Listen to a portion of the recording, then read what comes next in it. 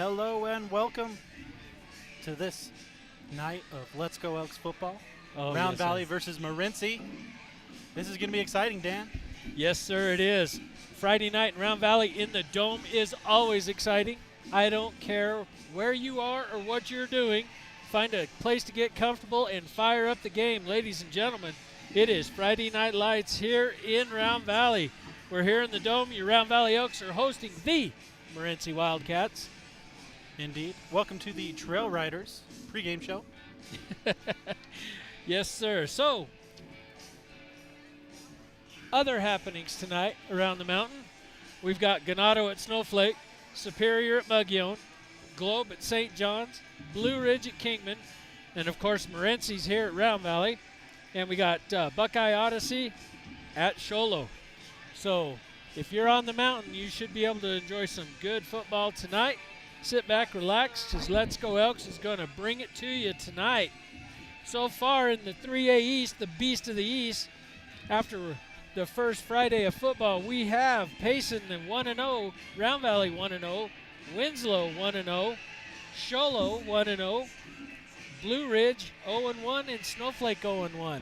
That Snowflake game was a little bit of an upset from what I hear, but it was a hard-fought game. Of course, we were trying to keep tabs on it while we were down at Valley Christian. It was too hot. It was way too hot. Once our game ended, which ended pretty early, I was pretty tapped out. I was looking for liquid and electrolytes. Oh, it was miserable, and it was that muggy heat, just that sticky, muggy, just no relief kind of heat. Not even the courtesy of a dry heat. No, not even that. But that was a very enjoyable game. It was exactly what we wanted to see Round Valley start the season with. Riker Marble and Seth Wiltbank both had great games. Both of them averaging about 10 yards rushing on the evening.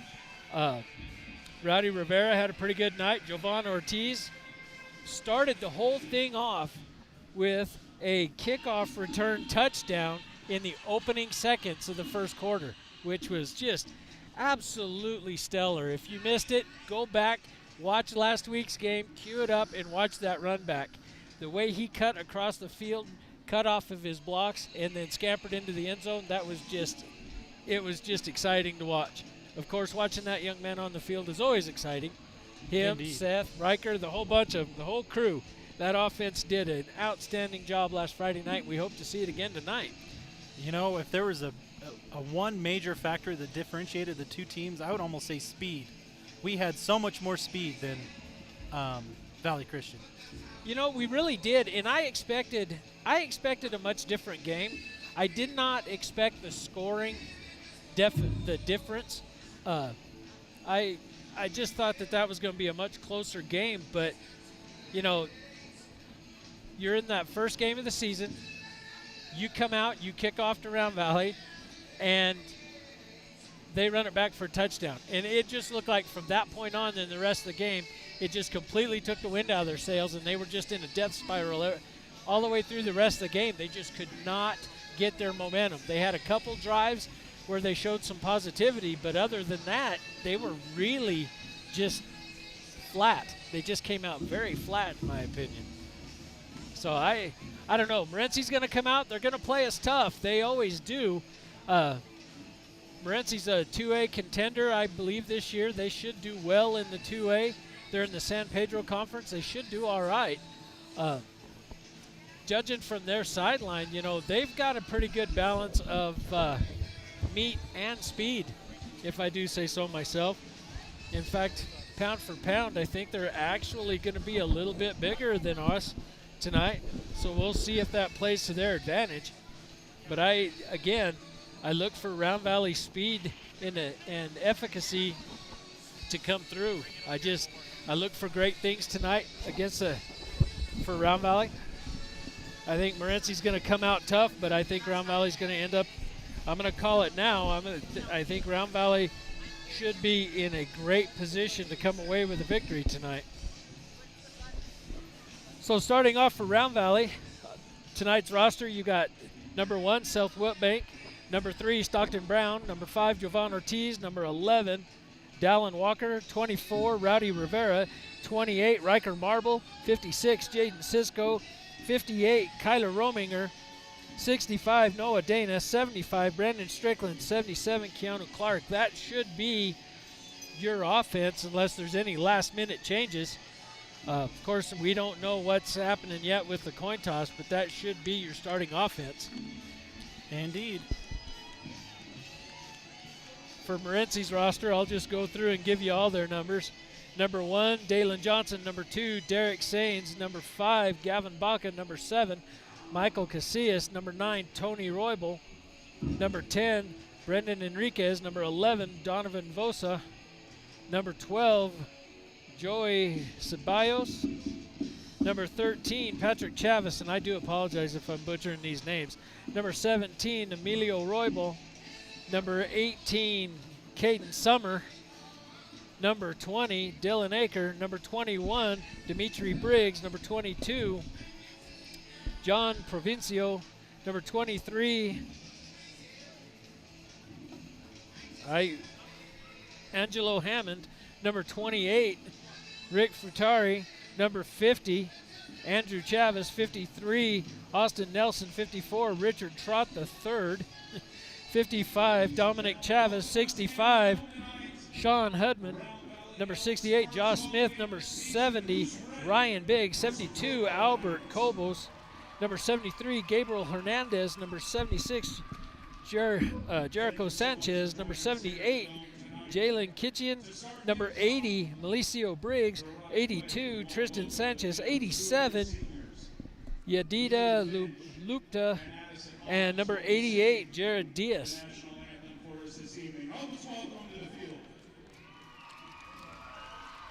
We're going to take a slight pause as we rise for the national anthem.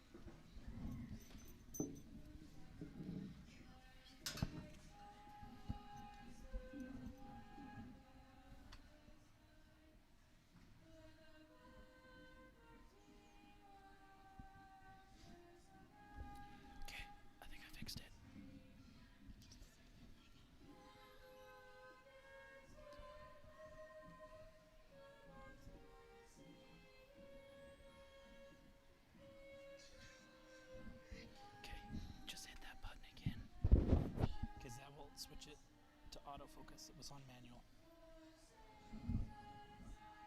So let's make sure it's still. Right, and then you hit that. See, and then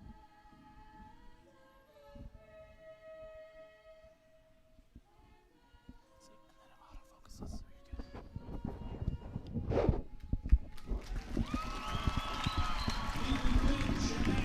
Ladies and gentlemen, we're back. Excellent job with the national anthem. Ladies and gentlemen, if I can get your attention, we want to take just a moment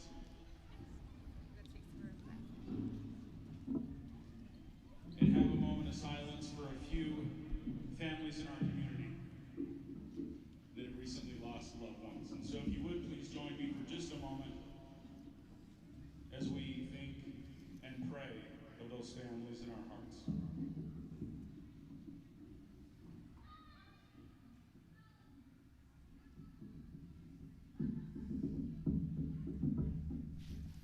Thank you so much. All right, ladies and gentlemen, as we take a brief moment of silence to remember those whom we've lost recently here in Round Valley. Trying to get resituated here. I'm already super pumped up for this game simply because Wes is here pumping up the crowd already. My goodness. I know, right? Still miss him, though. Still miss him. And ladies and gentlemen, here comes your Round Valley Elks coming onto the field.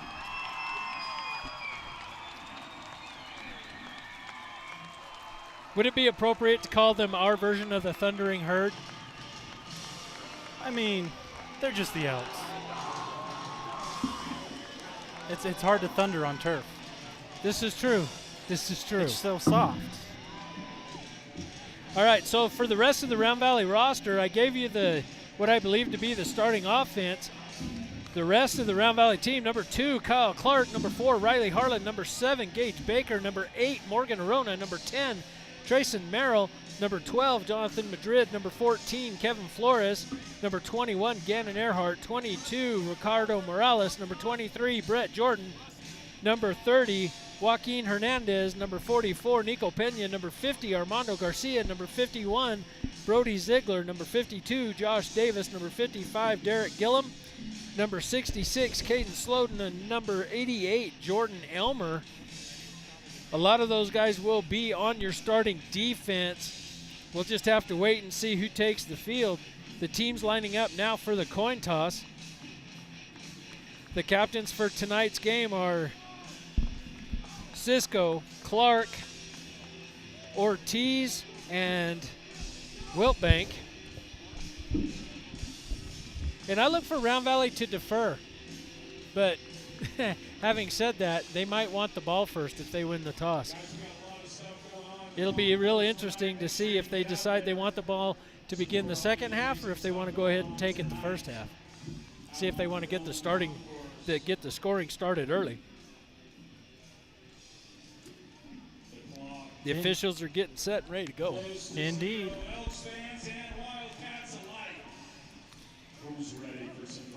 So there we go, your umpire and your referee now taking the center of the field.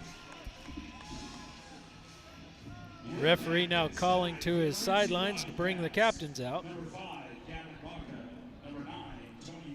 For Morenci, you've got number 10, number 5, number 9, and number 65. Those are number 10, Brendan Enriquez. Number 5, Gavin Baca. Let me see if I can get the rest of the numbers. Number 9, Tony Roybal. And number 65, Sean Hudman are your captains for Morenci. All right, I think I worked out all the bugs, so I will promise to talk a little bit more now. Sorry to leave you hanging there, Dan. No, that's fine. That's fine. We've got a couple new cameramen on the sidelines. We've got Rusty McBride working our sideline camera tonight. We've got Loie Hunt going to be on our main camera tonight. This is going to be her first game doing that, so looking forward to working with them. Yeah, really excited. You know, it's great to get the kids involved like that. You know, it takes a lot of the pressure off of us. The younger legs, they do really well.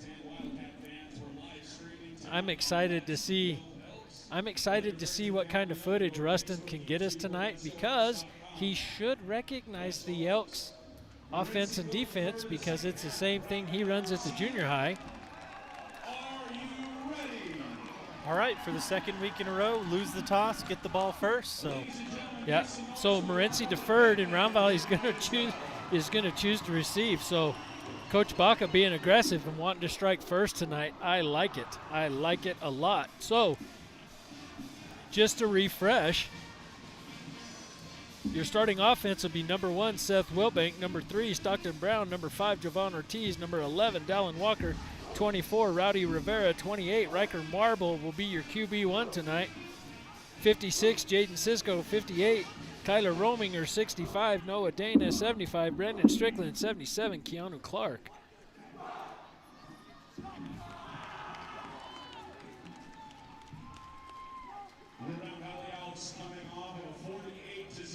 So now we're going to have the receiving team taking the field.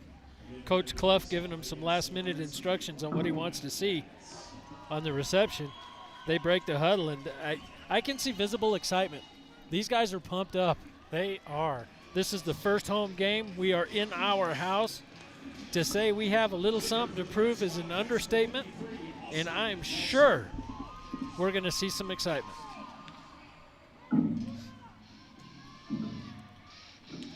Back to receive is Wiltbank and Ortiz from the 10-yard line. Deep to receive for Round Valley Elks, Seth Wilbank and Javon Ortiz. Here we go, Elks fans. Wiltbank gets it at the 10. He crosses the 20, and he gets out to the 25. Matt Hard, no repeat touchdown back-to-back on opening kickoff, but that's okay. Still a solid return. Very solid return. And where did he pick that up? About the 10? He picked that up at the 10. 15 yards. I'll take it. Absolutely. So you got Marble and Seth in shotgun. You've got Rowdy Rivera on the near side, and two split out wide to the right. There's the snap. He gives it to Seth. Seth brings it across the 25, the 30, 35 to the 40, where he's finally brought down and spotted at the 45-yard line.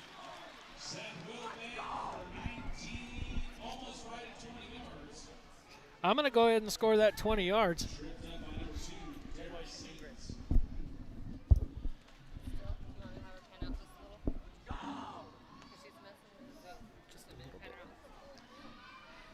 Round Valley in the huddle. They break the huddle. Cisco comes out, and he's our center tonight, the anchor of the offensive line. Two receivers split out wide to the right, one on the near side left with Wiltbank and Riker back in shotgun. Riker gets a snap. He's going to look for a pass. It's up in the air. He's looking for Ortiz. Ortiz gets it at the 30. He takes it all the way in for a touchdown. Touchdown, Round Valley. Javon Ortiz. That's what I like to see with our Diana Elmer White Mountain Ponderosa Realty touchdown. Remember, folks, tonight's first quarter action is brought to you by White Mountain White Mountain Off-Road. White Mountain Off-Road. You can rent ATVs.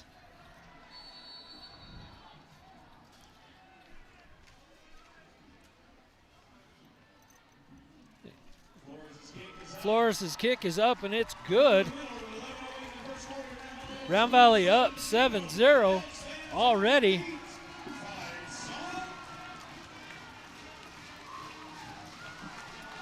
Well, that didn't take long. No, it did not. Second play from scrimmage, huh? I like it, though. No, that was a great series executed by Round Valley. Man, they came out fired up, and they are hoping to sustain that. Let's see what they do now on defense.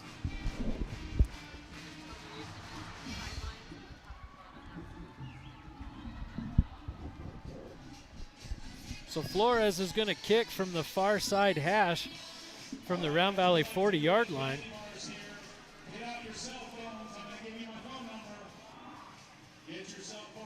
Round Valley starting in a bunch. Let's see if they decide to onside kick or if they're going to if they're going to spread. There's the play call from Flores. He's now going to set himself to kick as his kicking team takes their line.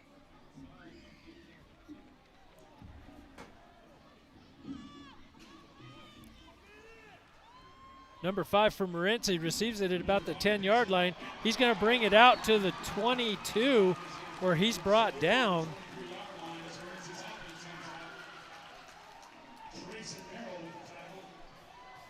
Trayson Merrill with the shoestring tackle.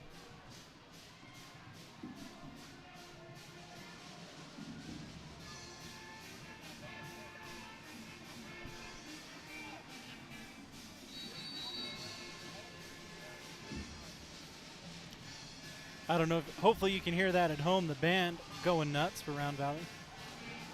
I love hearing the band here.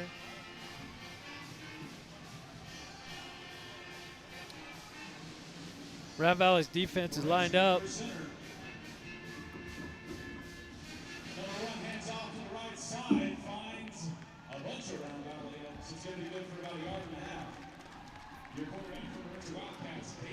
Seth Wiltbank with a tackle. Yeah. he ran into the back of his own players and was just kind of chilling out back there, and Seth came around the end and wrapped him up. Yeah, that's pretty good. That's pretty good. Still rumbled forward for what, about a yard? I think so. I think they're going to give him a yard and a half. Second and 9 for the Wildcats. We'll see we'll see how Round Valley reacts. He's going to pass. He's looking. It's deep, and it is no good. Yep, he had coverage below and over the top, and it was overthrown by about 5 yards. Yeah. But he was getting some pressure, so he had to let it rip and hope, I guess. Yeah. Well, you know, he's got to give it the old college try, right? Well, you got to do something. Round Valley's defense getting lined up. Morenci's lining up with trips to the near side. Looks like Round Valley's in a cover 0. There's a pitch to the right side. He crosses the 25. Seth he got a breaks hand on him. Yeah, he breaks the 30. He gets out to about the 34-yard line. I think it's going to be close. I think he's got the first down. I believe you're right. You know, Seth got to him, but he was able to break free of that tackle and gain that extra 3-4 yards he needed. Yep. Well, that is going to be enough for a first down.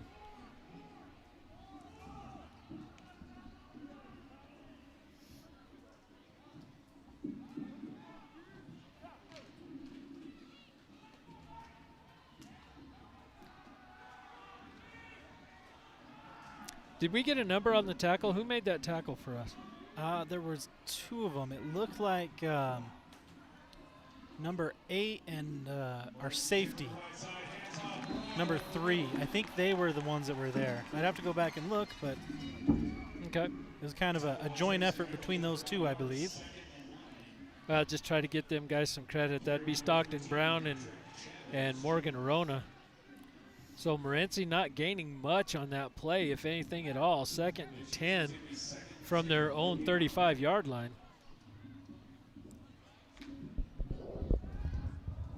But Morenci's showing some promising offense. They are moving the ball.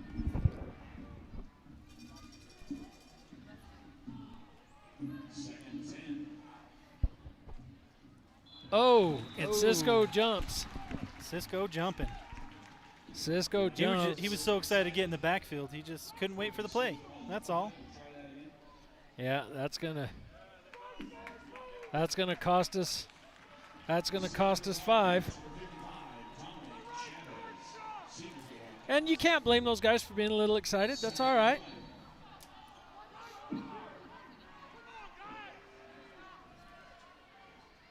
Round Valley faithful getting behind their team. Morenci's under center. He gives to 7. 7 crosses. He gets out to the 45-yard line. That's close to a first down. Might be right there. Depends on the spot. Looks like, yeah, it looks like it's on the other side. Yeah, that's going to be a Morenci first down. So Morenci having a little luck moving the ball. Yeah, they are.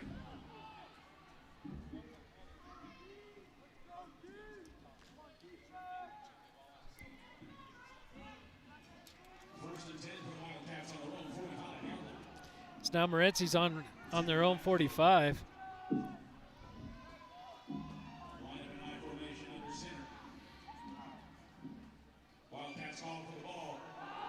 Oh, he's going to roll out. He's looking deep for a receiver and finding none. He's from behind. Keanu Clark bringing him down from behind. Did he make it back to the line of scrimmage? Lost about a yard. He did not. So Clark will be credited with the sack on that. And that will be a loss for, what, a yard? Yeah, right about a yard, I'd say. 21 going into his position, Cannon Earhart on the line for the Elks. I also see number 50, Armando Garcia, right up in the middle there for the Elks defensive line. 8 minutes left to play in first quarter. Is Round Valley lead by 7. Second 11.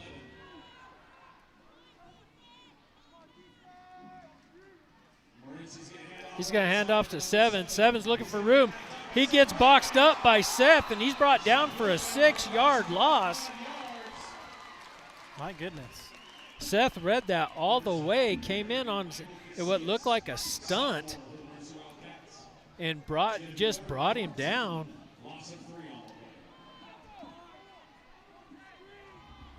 Yeah, it looked like they were trying to pull a guard, but he got there late, and Seth was already a yard deep in the backfield, seeing where the ball was coming to, and just slid out and around. Yeah, he read that very well. Yep, he was standing there waiting and wrapped up well. He didn't like that first tackle he was trying to make getting broke. So, yeah, well, most of the time on your running plays, if you watch the guards, one or both of them will tell you where the ball's going.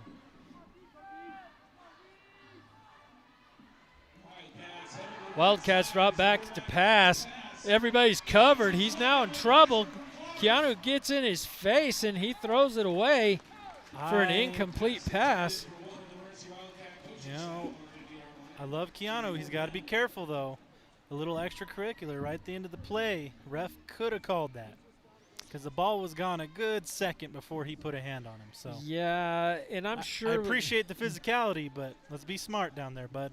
Well, what they're going to do is they're going to talk to it. They'll probably talk to him first and just say, hey, that's enough. You want a good pass rush, but you don't want roughing the passer. Indeed. So now Morenci's back to punt. Oh, and it's muffed. He picks it up. He tries to run and not going anywhere. He gets maybe 2 yards on that. It was blocked. It was blocked. As he dropped the ball and it was just getting to his foot, that's when he got hit. And he took a step back and the ball was just laying there on the ground, so he picked it up and tried to make the best of it. Yeah, but there was nothing doing. You've got to pick up those outside guys. You cannot let them get back on your punter like that. Riker's back in shotgun. He's got 2 wide right. He hands off to Wiltbank. Wiltbank gets tied up. He'll be taken for about a 3-yard loss. 2 Wildcats ready to meet him.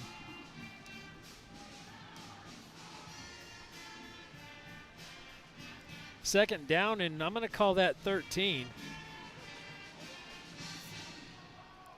Morenci coming off very aggressively on defense. Round Valley's offensive line needs to settle down a little bit. Riker's back in shotgun. Oh, we've got a flag from our head linesman.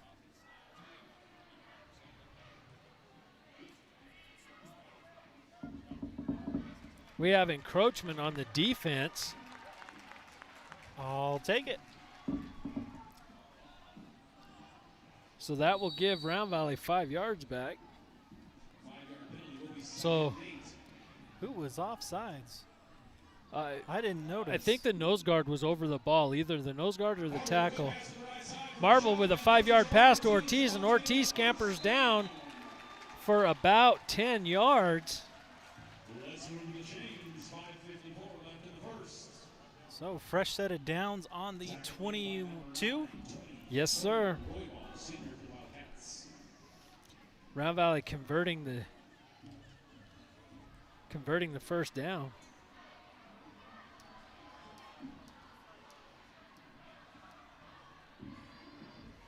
First and 10 for the Elks. The Wildcats, 22-yard line.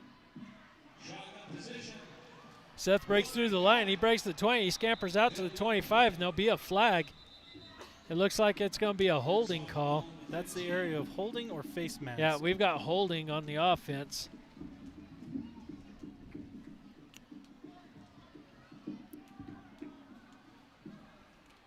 Replay first down. So the 5-yard run is going to result in a 10-yard penalty.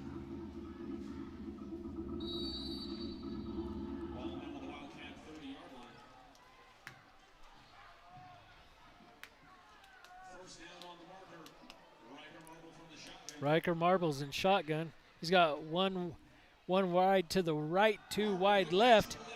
Oh, it's intercepted.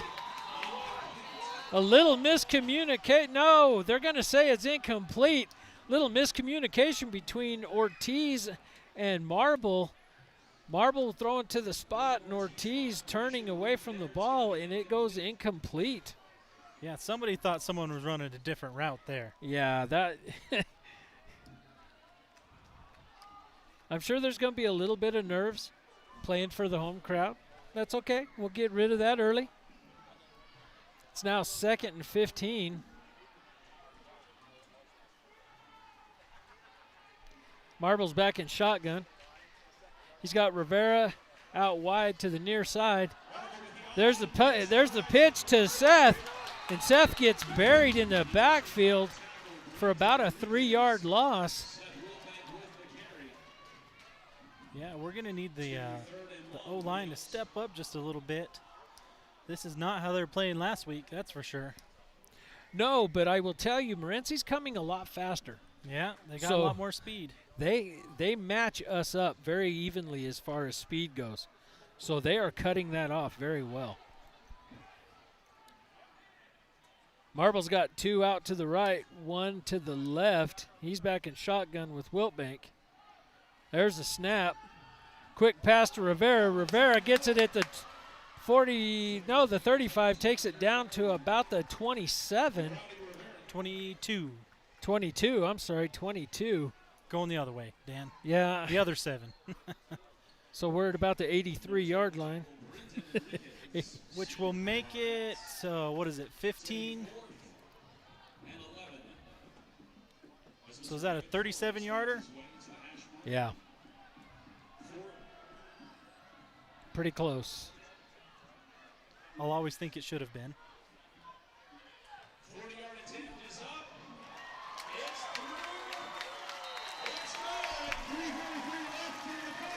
Well done, Elks. Not how we wanted the drive to end, but we'll take the 3. We will take the 3.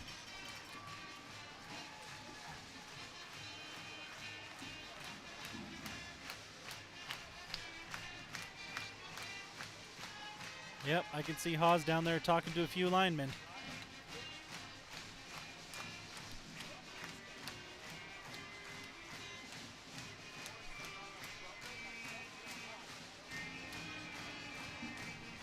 As you hear the fight song, I try not to talk over it. Hey, nothing wrong with that. So Flores with the kicks tonight.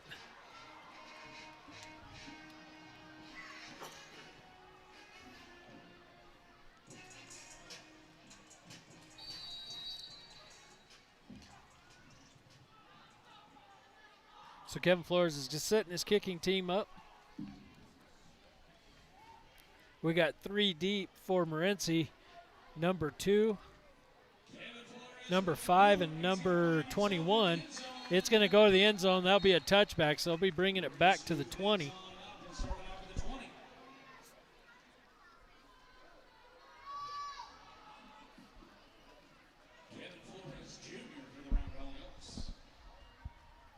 So Round Valley's offense kind of sputtered a little bit on that second series, but I think it's more of them needing to adjust to Morenci's speed than anything. So far, I'm not seeing too much that's not just good defense, and sometimes that's all it is good defense. You know, they were moving the ball well until they had that penalty, and it seemed to kind of mess with their flow a little bit, because right after that we had the miscommunication on the pass that was nearly intercepted. Yeah, it did kind of mess with their mojo a little bit. Seth Wiltbank brings him down. They're going to mark him back at the line of scrimmage.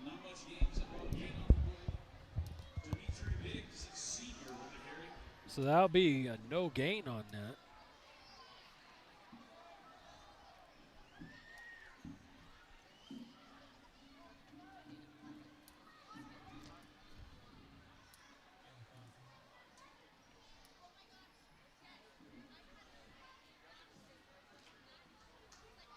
Morenci breaking the huddle. They're going to come to the line of scrimmage.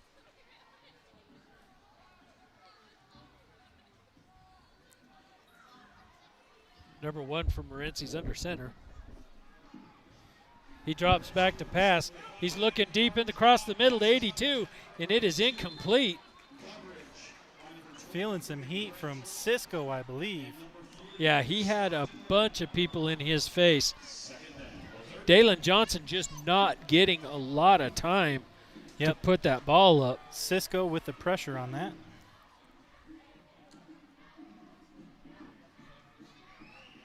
Your offensive line tonight, Morenci Wildcats, number 53, Austin Nelson, number 55, Dominic Chavez, number 65. So we've got, I find myself wanting to listen to Wes instead of, sorry guys,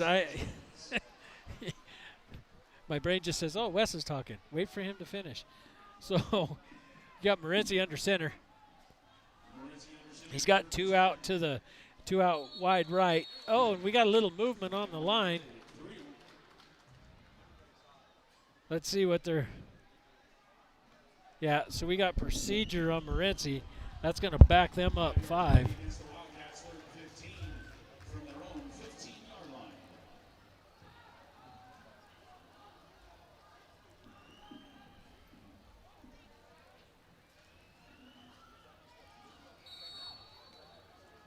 So we got 3rd and 15 for Morenci.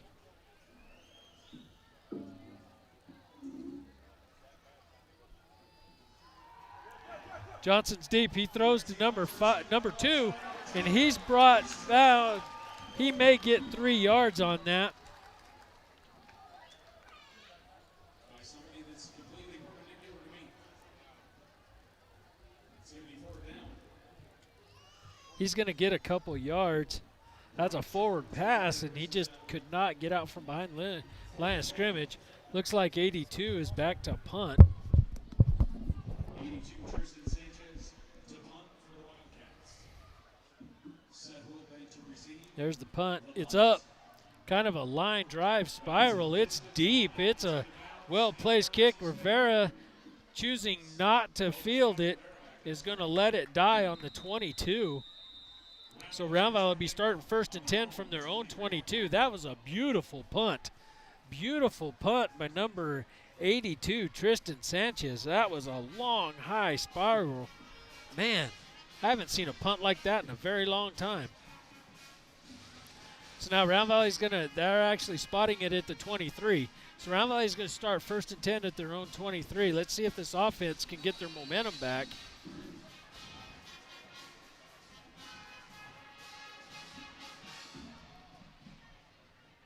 Riker's got 2 wide right, 1 to the left. Him and Wiltbank are back in shotgun. Riker takes a snap. He's looking for Ortiz. Ortiz picks it up, and he's going to get out to about the line of scrimmage.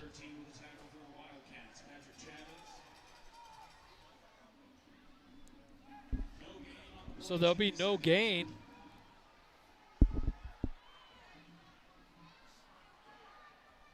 Riker's back in shotgun again.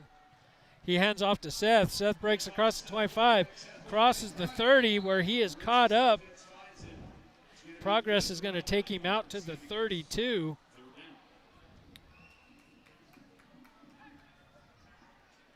(22 to the 32), so that'll be about a 10-yard run for, or no, I'm sorry, about an 8-yard run for Wiltbank. We're short 2 yards for the first down.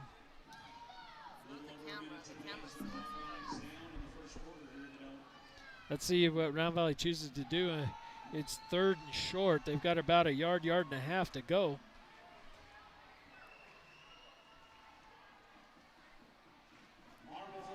He hands it to Seth. Seth gets caught in the backfield. He's trying to evade blockers, but he's going to lose. He's going to lose about 5 yards on that.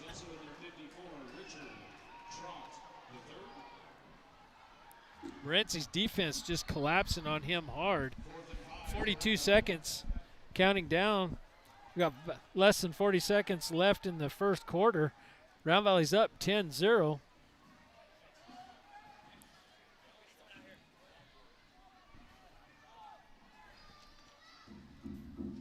Jordan Elmer is back to punt for Round Valley. 2 Wildcats to receive the punt. I see number 9. All right. And it looks like Round Valley's going to call timeout. with 19 seconds left. So if you are having trouble with the video on Facebook, we are streaming on YouTube, and it seems to be fine there. Everything on my end is good, but for whatever reason, Facebook having troubles with that feed. I do apologize for that. That's Let's Go Elks on YouTube, and you will find that video there.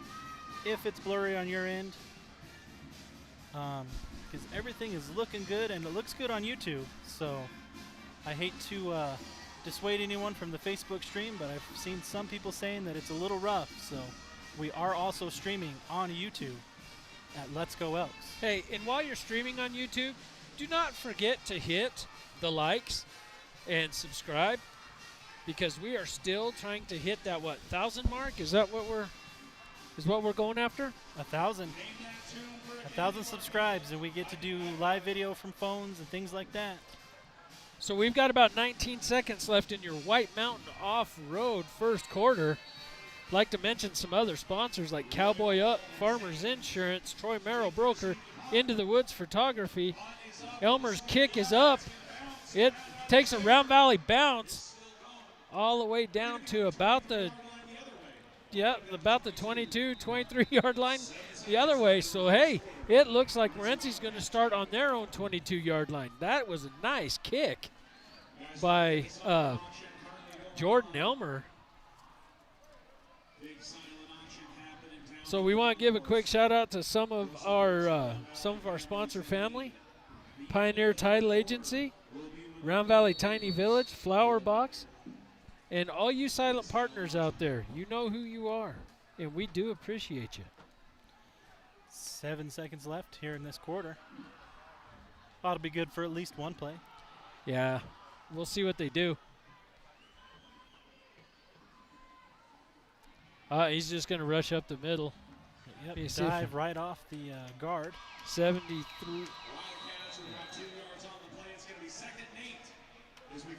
What was that, number 51 on the tackle? I did Brody not Ziegler. see. I am looking at the replay. I think that was Brody Ziegler in on that tackle. I'm going to say, what was that, about a 3-yard gain? Yard and a half, maybe 2. We'll give him benefit of the doubt. I'll book it as 2. So we're trying something a little bit different tonight, folks. I'm trying to keep up with stats a little bit while we're taking care of everything else, so we can get some numbers for you at halftime. Our second quarter sponsor, Woodland Building Center. Hey, it's getting cold. If you need a pellet stove or a wood stove or fireplace cleaning supplies, wood stove cleaning supplies, you know where to go. Woodland Building Center is the place to pick them up. Also, they have everything you need for the smallest or biggest of projects. Whether you're building a house or just replacing a light socket, Woodland Building Center can take care of all your needs. Nothing's too big, nothing's too small. Remember, Woodland Building for your second quarter sponsor. So as we switch sides of the field, now Morenci's coming down on the south end. Round Valley's got their backs to the north end.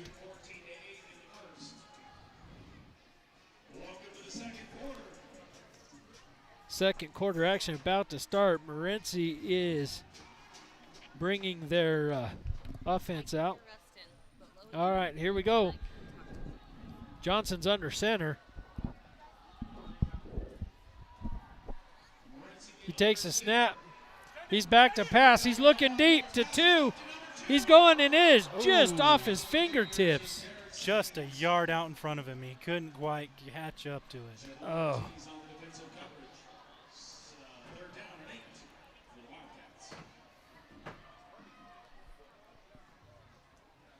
Woo. Yeah. I don't know how you're feeling, but that's how I felt. I'm glad that he was overthrown. Is that even possible? Should I even say that? I mean, he would have got tackled afterwards because he coverage was right behind him. But Still, that was a big chunk. That was at least a 35-yard pass. Yeah, that would have been. That kid's got an arm. If anything, he's been overthrowing his receivers tonight. Little jumble in the backfield. Yeah, handoff to 7. He's going to gain about 3 yards on that. Number 8 and number 59, question mark? 58 on the tackle. 58 on the tackle? And number 9. Michael Casitas with the carry, sophomore for the Wildcats. 4th down.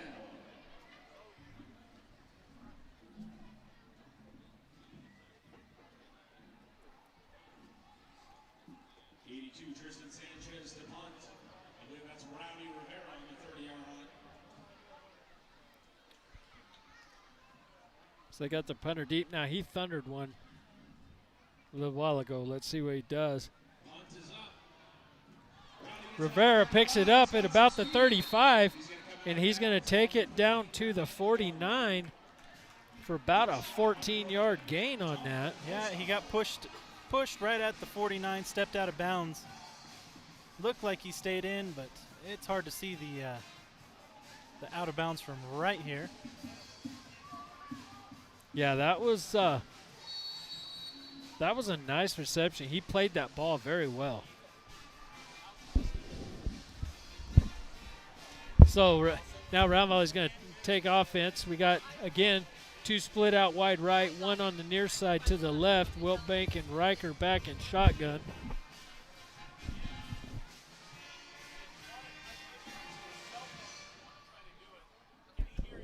Marble hands it off. It's a run up the middle. Seth Wiltbank. He's going to gain about 6 on the carry.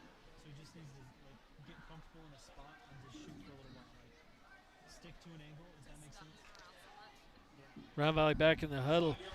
This Morenci defense is starting to get my attention a little bit. These guys are playing with their ears pinned back. And all in all, they're doing pretty well. Riker hands off to Wilbank. Wilbank breaks it across the middle. He crosses the 25, the 20. He's going to be brought down at about the 16-yard line. That was some tough extra yards at the end of that play, wasn't it? Yeah, so that's a 31-yard run by Seth Wilbank and a Round Valley first down.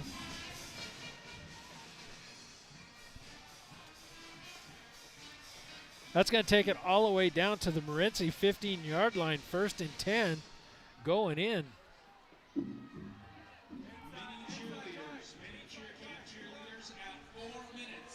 So now Round Valley's with trips to the near side.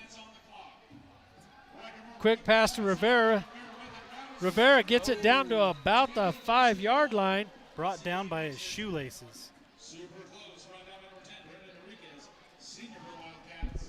Yeah, that's going to be real close. Real close. Yeah, they're going to call it. They're going to mark it 1st and 10.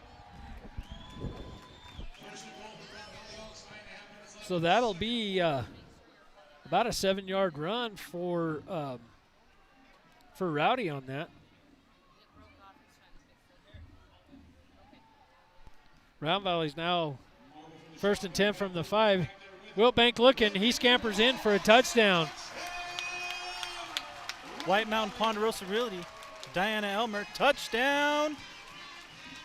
Nice job, Seth. Seth putting up some big numbers tonight. Oh, walking it right on in. That's what we like to see.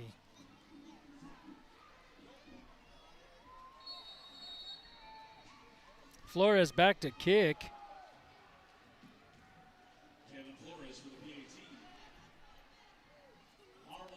It's up, and it is good.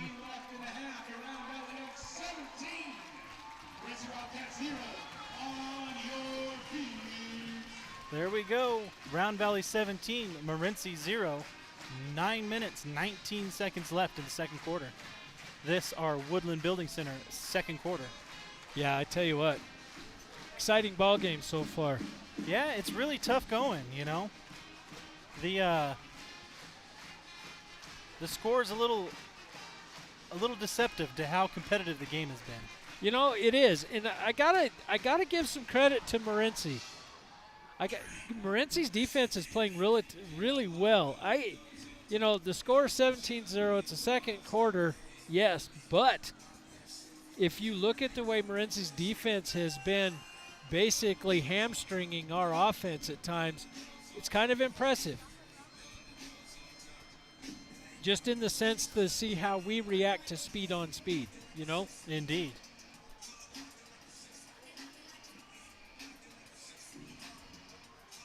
So you got to give Morenci a little love.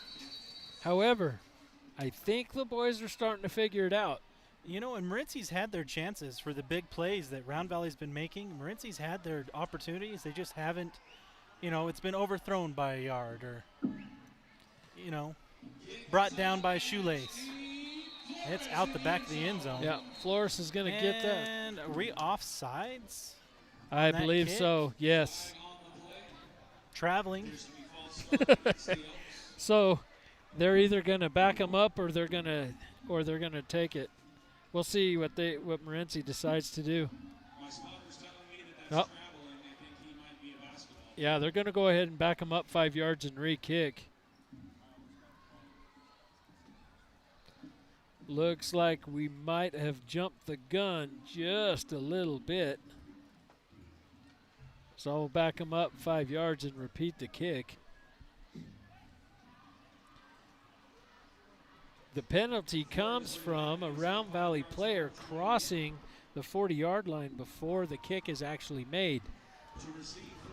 That's the procedure violation that draws what some are calling the traveling call. Yeah, well, it takes all kinds to make the world, Dan. I guess. So there's a line drive kick. Yeah, it's going to go to the end zone. It hits at the 1 yard line and rolls to the back of the end zone. Flores has got a leg. Indeed he does. Indeed he does. So that nice kick. That's going to bring Morenci out to their 20. So the result doesn't really change much. Indeed. Big shout out to some of our sponsors. Cowboy Up. Hey, it's getting close to winter time. Time to get your firewood. If you need a saw, any needs like that, go down see Jeff down there at Cowboy Up, Hay and Ranch Supply. All kinds of animal feed and such as well. You know, I love going in there for my dog food and other supplies I need. I'm there for the chainsaws. You know, I am too. Oh, Morenci. Number 54. Yeah. He kind of raised his hand up and then put it back down real slow like nobody saw that. Yeah, that's going to be. Ooh, yep. And his head came up a little. That'll draw the flag every time. Oh, yeah. Yeah. That was a little too much motion.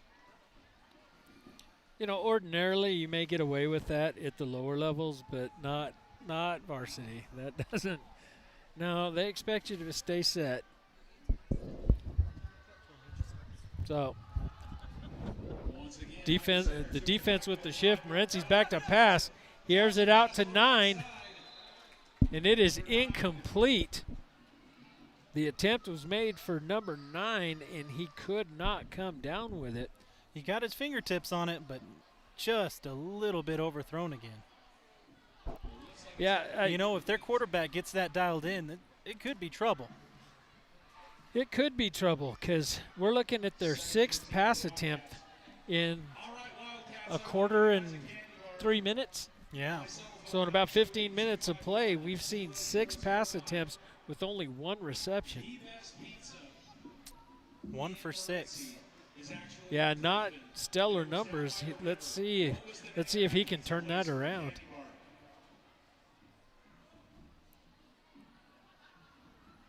Round Valley with the shift. 1-man in motion for Morenci. Hands off to number 7, and he's caught by Keanu Clark and friends. Seth. That's going to be Morgan Arona. Yep. Morgan Arona and Keanu Clark in on that tackle.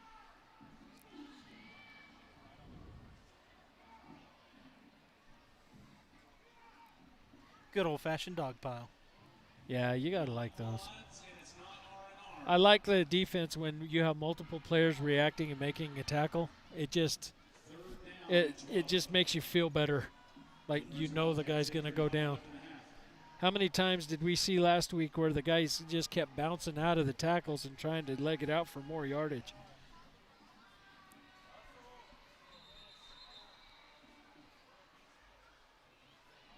Oh, we got an timeout. Yeah, we got officials timeout. Looks like Arona's headgear came unstrapped, and he's trying to. Oh, now we're going to have Morenci call a timeout. So we go from an official's timeout to help Arona with his headgear to now we have a timeout on the field. Well, once they had a few moments to think about it, they thought better of it. Homecoming's coming up. You want to go down and get your corsages and other such things down at the Flower Box.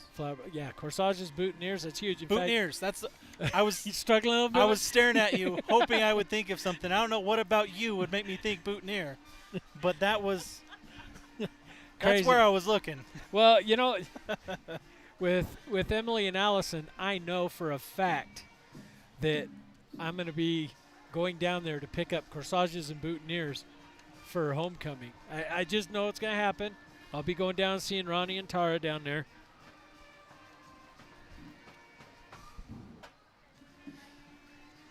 Big thanks to Pioneer Title Agency. You know, it's a, I guess it's a seller's market right now. Is that? It's just a hot market all the way around. Everybody's doing good. Yeah, it's. Anyways, if you're in the market and you need a title agency, Pioneer Title, set up your escrow accounts, handle all of that beautiful work that you don't want to have to worry about. Yeah, you want to make sure it's done right. Carly will take good care of you. She really will. And right now she's running very behind. So, all right. So we got Morenci. They got 12 yards to go for a first down. Johnson's back to pass. He's under pressure from Merrill. He's got a. So that was a 2-yard pass for a 3-yard loss. Yeah, I dumped it out in the flat, and that just didn't quite work out. Who was that with the major pressure? That was Trayson Merrill. That was your ends. It was Clark and Trayson in his face.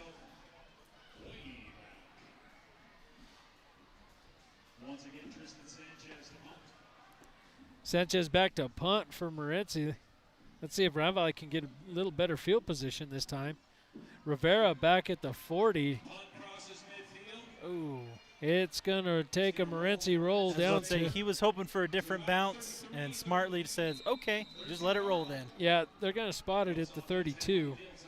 It kind of did that just die bounce instead of that roll towards you. Yeah, and you know, you expect it to be a little more lively on the turf.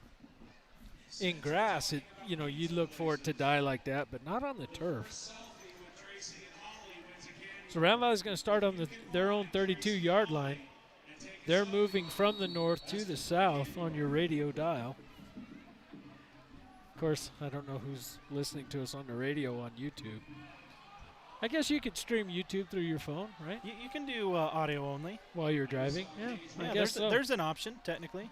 So Round Valley's out in trips with Rivera, Ortiz, and Walker. Riker's back in shotgun. He's looking. He's got a man deep. He's looking for Ortiz in the middle, and that pass is broke up. Looked like it was just like 6 inches too high. He was able to get a hand on it, but not pull it down with him. Yeah, that was just broken up by, sometimes it's just good defense. Yep, tight coverage, waiting for him. If it was overthrown, it would have been an interception. It wasn't quite overthrown, just a little high, just outside of his catch radius. Yep, so Round Valley's coming out in that same trip set with Rivera, Ortiz, and Walker. This time, Riker's going to keep it. He's in traffic, but he's breaking a couple tackles. He might have gained a yard, maybe. About a yard and a half. Oh, they're getting him full 2. Yeah, they're giving him the full 2. So we will too. You like that? I did. I enjoyed that. It's the little things, Dan. Well, you know, because not that I have any type of official capacity in this at all.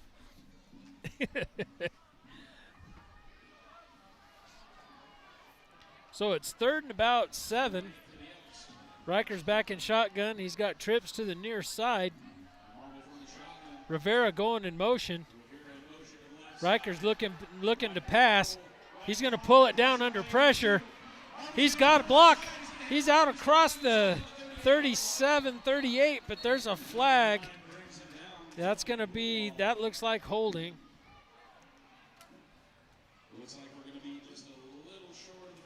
We'll see what the referee says here. Yes, we have a hold against Round Valley. So that's going to take the 7-yard scamper away. Yeah, that's tough when a play gets broken up like that. It's a really good opportunity for holding to happen. So we're going to repeat. 3rd down? Yep, Third down. Repeat 3rd down. So that's going to negate the run for Marble. So now it's going to be almost double sticks for Round Valley, just a yard short of double sticks. So they've got about 3rd down and 19.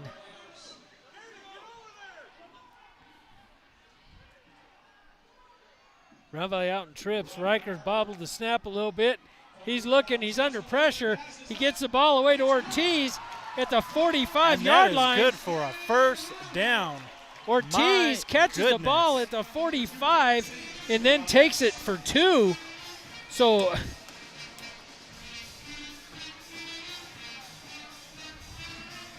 unbelievable. Ortiz pulling that down.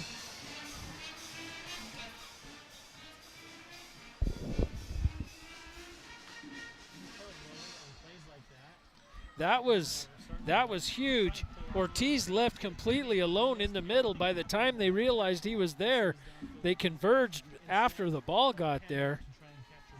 Huge 1st down for Round Valley. He hands to Seth. Seth evades a tackle, and he takes it down to about the 41-yard line. 1st and 10, Round Valley.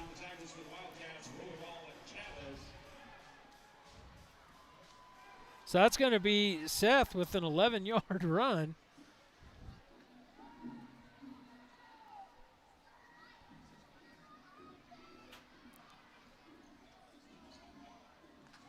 Round Valley breaking the huddle.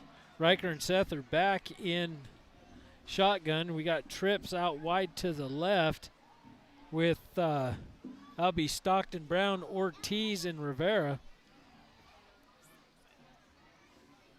Riker looking for the quick pass to Rivera, and he'll get it. That's about 5 yards, and he'll break the plane for the 1st down. So that'll be a 1st down, Round Valley. Round Valley now starting to get their offense back.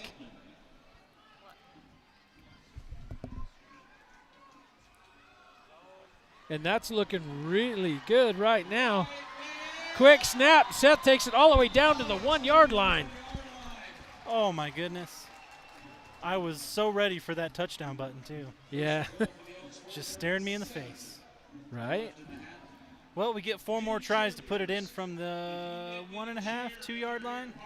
Yeah, that was 2-yard line.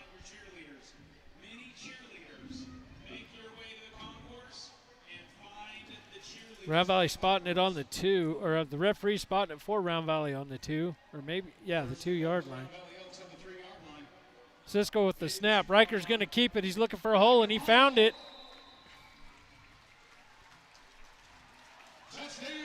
Touchdown, Round Valley from about 3 yards out. Riker Marble with the keeper.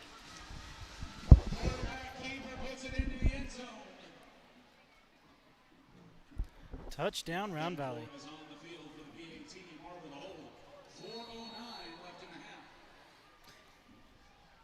Flores back to kick.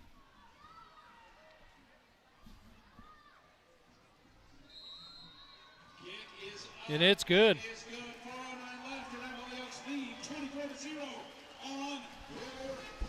So with 4:09 left in the second quarter, the Woodland Building Center second quarter, Round Valley's up 24-0 over Morenci. Indeed. Yeah, now we're starting to see a little bit more spring in the steps. I think the boys are starting to relax a little bit. But I am not counting Morenci out. They've been very close to breaking some big plays. They really have been. Yes, they have. It still feels like a competitive game, even though the score has gone our way. You know, you do feel a little bit of nervousness in the crowd. I mean, if you think about that drive, we were just at third down, double sticks, deep in our territory, one big passing play, and we get all the momentum back in the world and we get it right down the field. Yeah, consistency is going to be the story of this game. You know, not really the big plays that we saw last week. We're just seeing consistent ball play now. I mean, that whole series took almost, 5-6 minutes off the clock? Yeah. Flores back to kick from the Round Valley 40. It is up. It's a high kick. Five's going to catch it about the 5, and he drops it. He's now, he finds a crease on the outside. There is nobody out there. He's down the sideline. We have a flag on the play, and he's going to go all the way in for an 80-yard touchdown pass, but we have 2 flags on the play, and I have a feeling this one's coming back. Now we will see what the referees have to say about this. I think it might have been on our kicker because he had a blocker on him who was just kind of shoving him. Well, the referee just indicated we have Morenci back here with helmet to helmet. Oh, no. Yeah, Morenci. So that's a personal foul. That's a helmet to helmet. So that is going to go back from the spot of the foul 15 yards. Which is going to put it down around the 17-ish. And a sideline warning for Round Valley. So Round Valley get charged with a sideline warning, which is there's no yardage penalty on that. But Morenci's going to get the targeting penalty, and that's going to be a spot foul from the 32-yard line. And then they're going to back it up 15. So that's going to take them back inside the 20. 22, 21. Yeah, it's going to spot them at the 16-yard line. That is the other 21. Yes. Yeah, that is a huge penalty for Morenci. Huge penalty. That is just a story for these Wildcats. As soon as they have an opportunity for a big play, just seems like something's happening. Well, if we could go back and watch the replay on that run, what you'll see is Round Valley got sucked into the middle, and there was nobody on those outside lanes, and that's how he was able to bounce out. The targeting, why do that to yourself? I just hate that. But, hey, we'll take it, I guess. So with 3:55 left in the second, Morenci's now 1st and 10 from their own 16. 3:55 left in the half. Morenci's under center. Morenci's looking to pass. He's rolling out. He's looking. He pits a man across the middle. He picks up number 82. Nice. For about, 11 yards? Yep, right at 10? For about 11-yard pass, yeah. There we go. He's brought down immediately, but he picked that up. Solid game for those Wildcats. Yeah, he was rolling out in trouble. We had a chance to get him and just could not close that gap. The guy's quicker than he looks.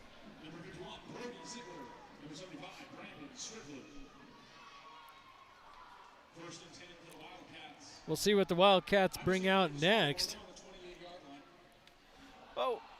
Oh, he stumbles, and now he's brought down to the 20. He actually went to hand it off. It was dropped. He was able to recover it, took about 2 steps, and then was met in the backfield. So that is what, about a 8-yard loss? It looks to be so. Under pressure.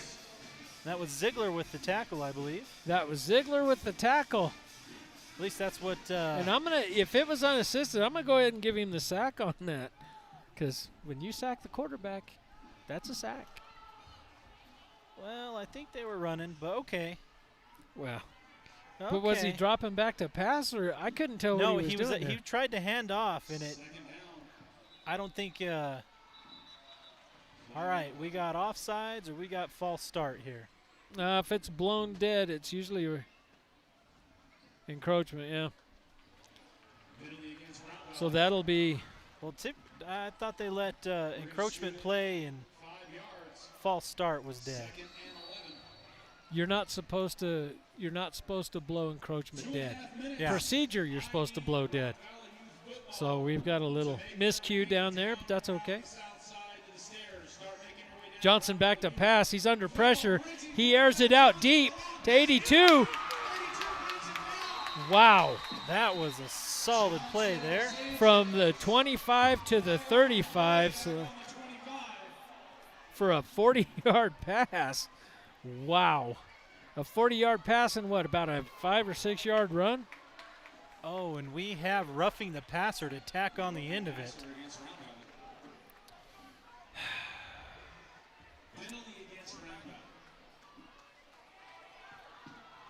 Man, that's gotta hurt.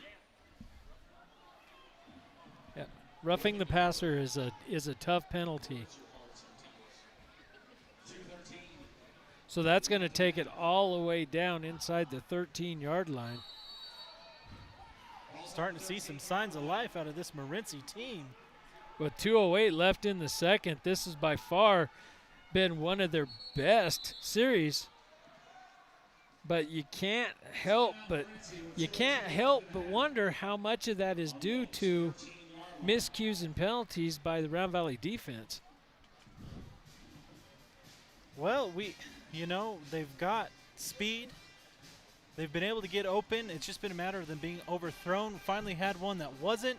As a matter of fact, that was it 83 that got that reception. Actually had to lay up a step or two to let it catch up to him. So yeah. Looks like he's adjusted for overthrowing some targets. Well, and that 82 Tristan Sanchez, he's also their punter, but he has been that go-to wide receiver so far tonight. He's had 4 passes to him alone out of the 9 total. So, he seems to be the go-to receiver. And I look for him to keep trying it because as long as it's there, why not? So we still have time out on the field. Morenci's in their huddle. They're now going to break the huddle and head to the line of scrimmage. Ball's been blown ready for play, so oh, now it's blown ready for play. Sorry about that. So we got Johnson under center. Round Valley shifting their defense just a little bit. He hands inside to number 7, and he's brought down at about the 7 or 8 yard line. So that's going to be about a 5-yard run for Casillas. That was a nice little run on the inside there from Morenci. Yep.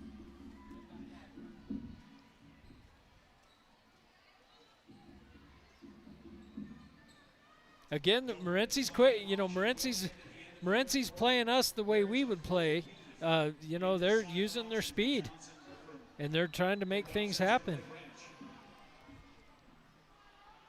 Yeah. Casillas again. This time he's brought down in the backfield. He's going to get taken down. 10 and 77. 10 with the initial hit, 77 with the assist to bring him down. So that's Trayson Merrill with the tackle. For a loss of about 2. Is that what they give him? It was a loss of 2? Looks like it. Well, maybe 1. Yeah, so Casillas. It's right down there where all the soccer marks are, so there's lines everywhere, Dan. The white ones. The white ones. Okay, yeah. We need the white ones. All right, so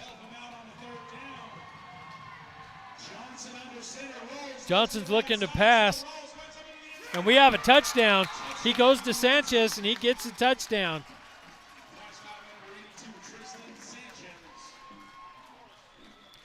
See that replay. Oh. tried to jump the route, but jumped it about a yard too, I guess not deep. It would be too shallow. And so the ball just went right over his head and into the hands of the receiver. Oh, and the swinging gate. The swinging gate. Have not seen this at the varsity level in quite some time. Oh, they're not going to stick with it. Number 10's back to kick for Morenci. It is up. Nearly blocked by Cisco. And it is good. Cisco getting in there, but just not able to knock it down. I saw a flag. There is a flag, but that might be enforceable on the kickoff. Personal foul. Roughing the kicker. Okay, so roughing the kicker. Will that be Cisco that they give that on? Yep. So we got roughing the kicker. That'll be enforced on the kickoff. Because he made contact with his leg, but he didn't quite touch the ball, so that's roughing the kicker. Yeah. Yeah. That's going to hurt.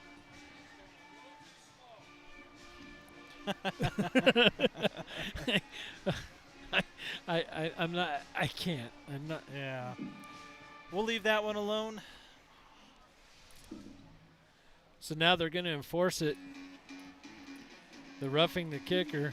So now Morenci will be kicking from the Round Valley 45-yard line.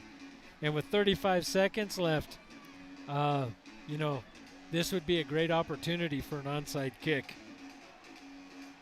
Because that would potentially, if you recover the onside kick, potentially that gives you the opportunity for one shot at the end zone. Because you're already starting in pretty good field position. And you'll get the ball back to start the second half. Yes, this is also true.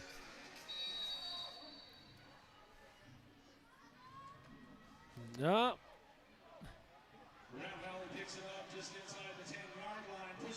He gets it inside the 10. Who is that? 22. Ricardo Morales with about a what? I picked it up about the 13. So about a 7-yard carry on that for Morales. That's what it looked like to me.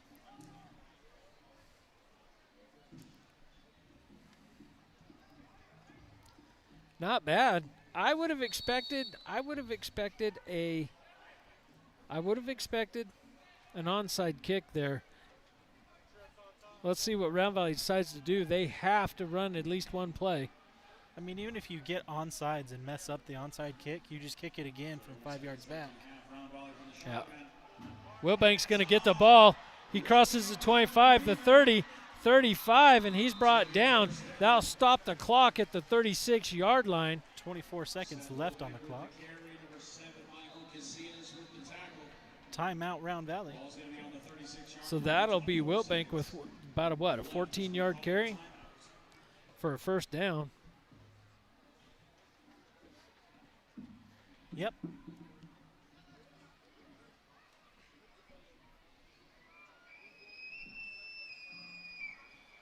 Oh, I heard the bugle. I don't know if you guys can hear that at home, but somebody has got the elk bugle going. So now Round Valley's going to be at their own 36-yard line. 24 seconds left on the clock.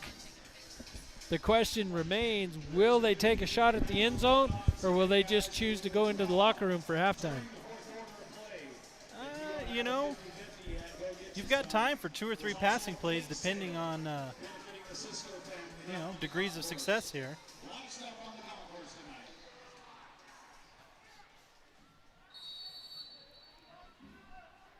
Marble's back in shotgun.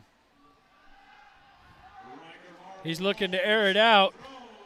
Oh, pass is broken up.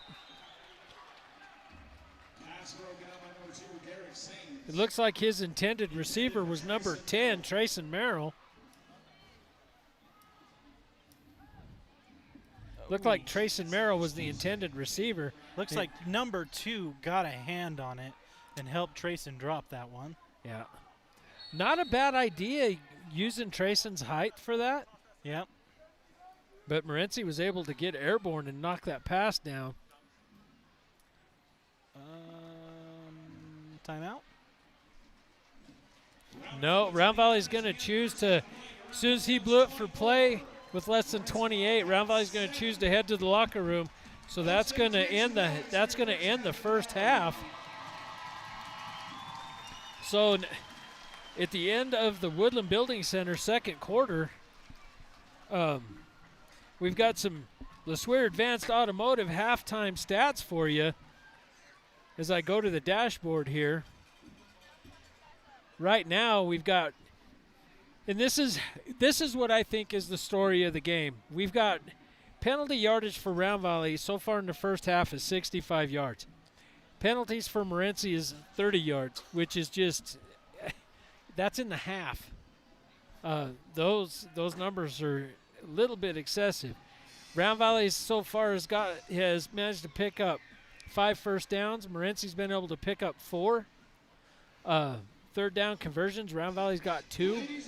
So, it's not a matter of moving the ball, it's just the penalties. I mean, right now, Seth Wilbank is sitting at 142 yards unofficially. Marble's at 5 yards total rushing, and Rowdy's at 14. We've got 18 attempts on 7 completions by Marble, so the defense is really playing. Both defenses are actually really playing up right now. We got Jovan Ortiz with 42 receiving yards, and we got Rowdy Rivera with 27 yards receiving. Our scoring tonight, we had Ortiz in the first quarter. Flores has done all the kicking tonight, and Wiltbank with the touchdown and Marble with the touchdown. So really, as far as the offensive game for Round Valley goes right now, it's Seth Wiltbank's ball game. Round Valley Youth Football. Oh. They did their run out. Sorry, did I talk? I did. I talked completely over that. It's all right. didn't We I? got to talk over the music anyways. So Yeah. because we'll have the mini cheer, and I'm sure they'll have copyrighted music as well. It is our lot in life. Hey, the parents and volunteers in NAFL, guys, the work you're putting in with these young men, by the time they get into school and start playing ball is invaluable. It is so nice to have these younger players that already understand the basics in football. And a lot of that's coming from NAFL, so a huge shout out to those guys.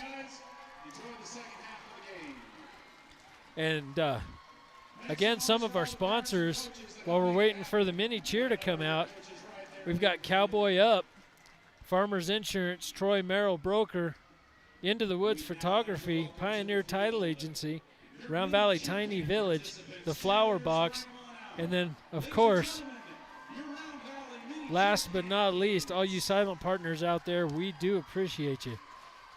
As you see right now, we see the cheerleaders taking the field with the mini cheer. With the mini cheer camp. Wow, look at all Look at all of them. Look at all the mini cheerleaders. I know I've got one down there somewhere, and I can't even see her. There's so many of them. Would she be the one with red hair? No. Yeah, wow, that is a lot of cheerleaders. That is a lot of cheerleaders. Goodness. We're going to do a cheer. You better cheer back. We're sitting here in nervous anticipation of the cheer.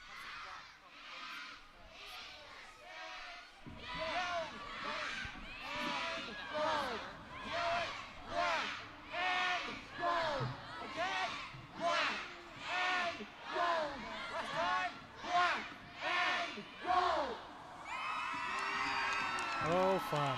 Outstanding by the little cheerleader, the mini, what do they call them, mini cheerleaders? There's mini cheer camp, the mini cheerleaders. Mini cheerleaders, outstanding job tonight.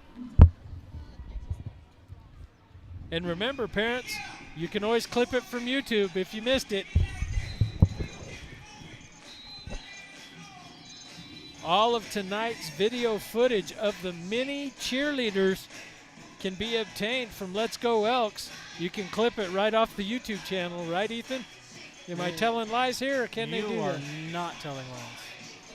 Yeah, how exciting to see that many little girls out there at cheer camp. That is, it's nice to see cheer and band and that type of excitement again. We were kind of in a drought there for a while.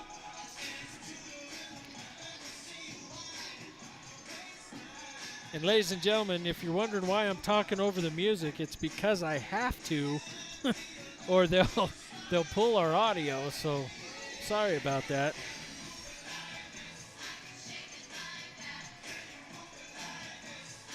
Quite the turnout this year. No kidding. I had a Facebook memory come up with Emily and Allison in mini cheer camp. There you go. Well, actually, they were cheerleaders for NAFL is what they were. Oh, okay. For the Mighty Mites. So we're talking, what, 3 and 4-year-olds, 4 and 5-year-olds? Is that right? Indeed. This is my first, not my oldest daughter, but this is the first daughter that's interested in cheerleading, so. Well, watch out. This is my first foray into mini cheer. She was so excited. I bet all these little girls are. Oh, yeah. I mean, for a week I've been hearing about the fact that she's getting pom-poms. Yesterday we played Winslow in the Dome. And our boys, our 8th graders, were just beyond excited. They had the high school varsity on the sideline with them, cheering them up, talking them up, and then they're out there playing their hearts out. It's amazing what being on the dome floor does for the adrenaline level in these youngsters. Oh, yeah. And I'm not going to lie, I'm a little jealous. I never got to play in the dome. Oh, I did. I played on the old turf. The one that just sort of melted flesh off of various parts of your body. Oh, the old AstroTurf? Yes. I had the honor of reffing on that turf. And that was miserable. And then the seams were coming up, so you trip every now and then. Yeah, well, the problem is you think, oh, yeah, you had to play on the turf, big deal. But, yeah, we practiced on the turf. We did lineman drills on the turf. Spent a lot of time falling on that turf. Yeah.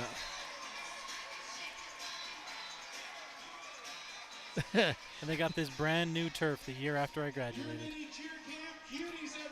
Mini cheer camp. Good job, ladies. That was awesome. A lot of excitement down there.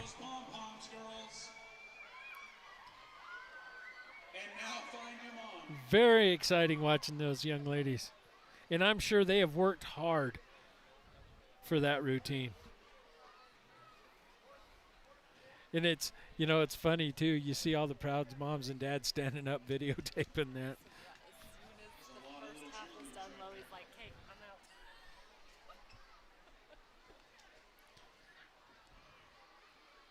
Yeah. Who was it that started calling the kids calves? Elk calves. Who was it that started that? Oh, I don't know. I don't remember that. Somebody message us and let us know. I'm not as senior as you are. Oh, ouch. Come on. What? I was trying to sugarcoat it, Dan. That just Oh, hurts. cheerleaders are out. Yep. They surprised me. Wow, they're sporting some brand new uniforms this year.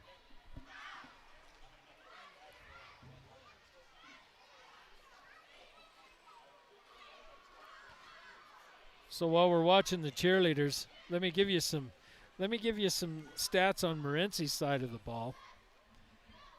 Right now, Morenci stands at 10 attempts with 5 completions for a total of 70 passing yards. So his average is Johnson's average is about 7 yards of completion.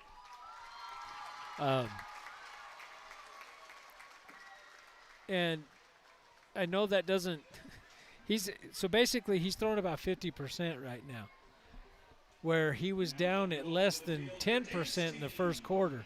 So now he's starting to find that groove, and we noticed that late in the second quarter.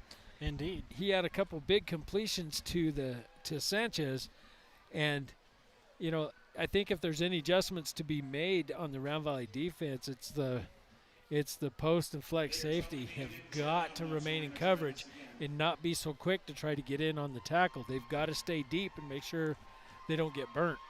Yeah, you know, they are running play action and a few other things, and they've got the speed, and they've proven that the quarterback's got the arm.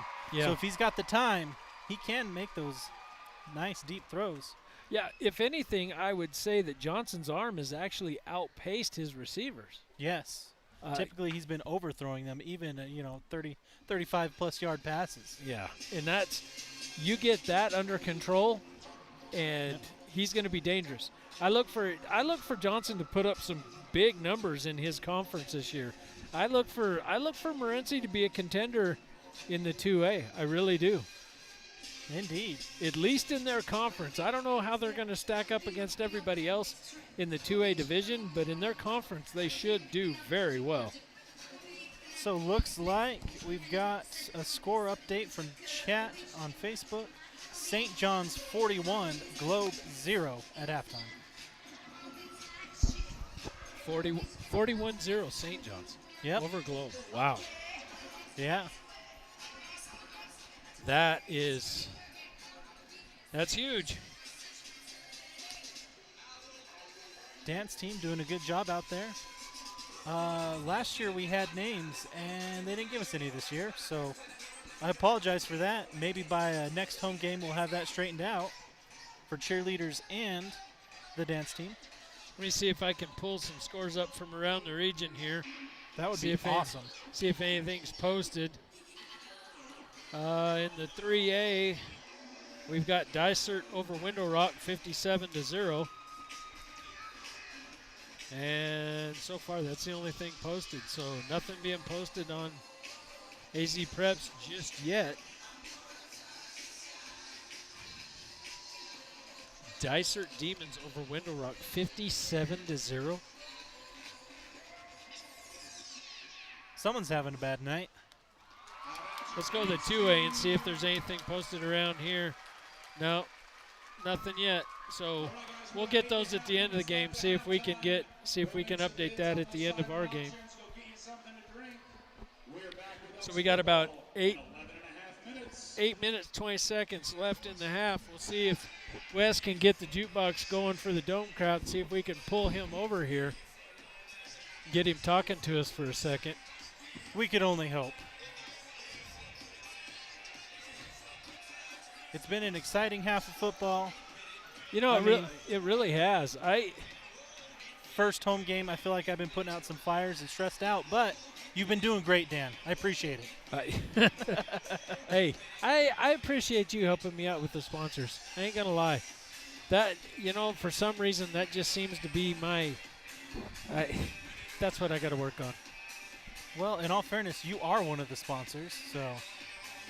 Yeah, but you'll never hear me admit that in public. Yeah, Not because there's any shame in it. I'm not good at self-promotion at all. Let's see if we can bring Wes on here. Well, maybe if we plug in a microphone for him. Yeah, let's see if we can get Wes hot here. Oh, I won't make any comments to that effect. Easy. I do what I can. Try to keep you on your toes. All right. How about you, Wes? Who's got the music turned up so loud in here? I don't even know. I can't Some hear myself guy. think. Yeah, who's the guy running the jukebox anyway? Shenanigans.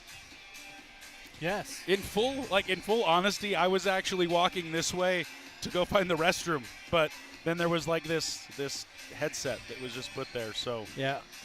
Well, we'll let you go. Well, thank you. So how about some football, guys? What do we got? Well, so I wanted to pull up our dashboard because I've been trying to keep track of stats during the game. Yeah. And right now, Round Valley team rushing 168 yards, team passing 69 yards, average rushing about 9.9, average passing 3.6. So you're telling me average rushing is a first down every time we run the ball? Pretty much, yes. Okay. I mean, I like it. But that's not the story. Okay. Penalties. Penalties are killing us at 65 yards. So again, I had like 20% of my brain on the live stream last week and 80% in the rodeo, and that kind of drifted. How were penalties last week? Is this a different Elks team this week with penalties? Is it different, the same? How was it? We were a much more disciplined team last week. Yeah. Okay. Yeah, Must have been the heat. Yeah. You don't want penalties at 110 degrees. Let's just get it done. Yeah. Well, I think the biggest difference in last week's game to this week's game is the teams are more evenly matched speed for speed. Okay. So you've got that. So what's happening is you're getting a lot more penalties because guys are now having to reach. So now you're getting those holding calls. What shocks me is the roughing the kicker, roughing the passer. It's right. the roughing penalties, the big penalties, the personal fouls that are we're just drawing too many of those. Okay, so I missed it. What was the penalty that had Morenci kicking, or had us at Morenci kicking from the 45 on the other side? What was that, 10 yards? Roughing the kicker. Well, okay. So, yep, And that was Cisco a went up 15. the middle. He didn't touch the ball, but he caught the leg of the kicker. That is Ah. classic roughing the kicker. Okay. Now, a lot of times you'll have the kicker do the soccer, kick and chicken routine Yeah. to draw the yellow card. But Cisco legitimately got a chunk of him. It was a fair call. Yeah. Okay. He was close to touching the ball, just not quite. He was just a half step behind. Too much player, not enough ball. Gotcha. And really, I mean, we're outpacing, just in the penalty category, we're outpacing Morenci 30 by 2 to 1. Okay. In penalty yardage. Wow. First downs, it's pretty even, 4 and 5. So, it's even. Take the penalties out, and what you have is two very evenly matched football teams that are going head to head. So again, I will tell you every time, I'm the worst predictor of games. Like, you could go to the bank with listening to what I think pregame and going the exact opposite way. Like, I will never call it good. But I was surprised at Morenci stepping it up the way that they did. I mean, the scoreboard is 17 points difference, but I feel like you're saying it really has been kind of more of an even-keeled game.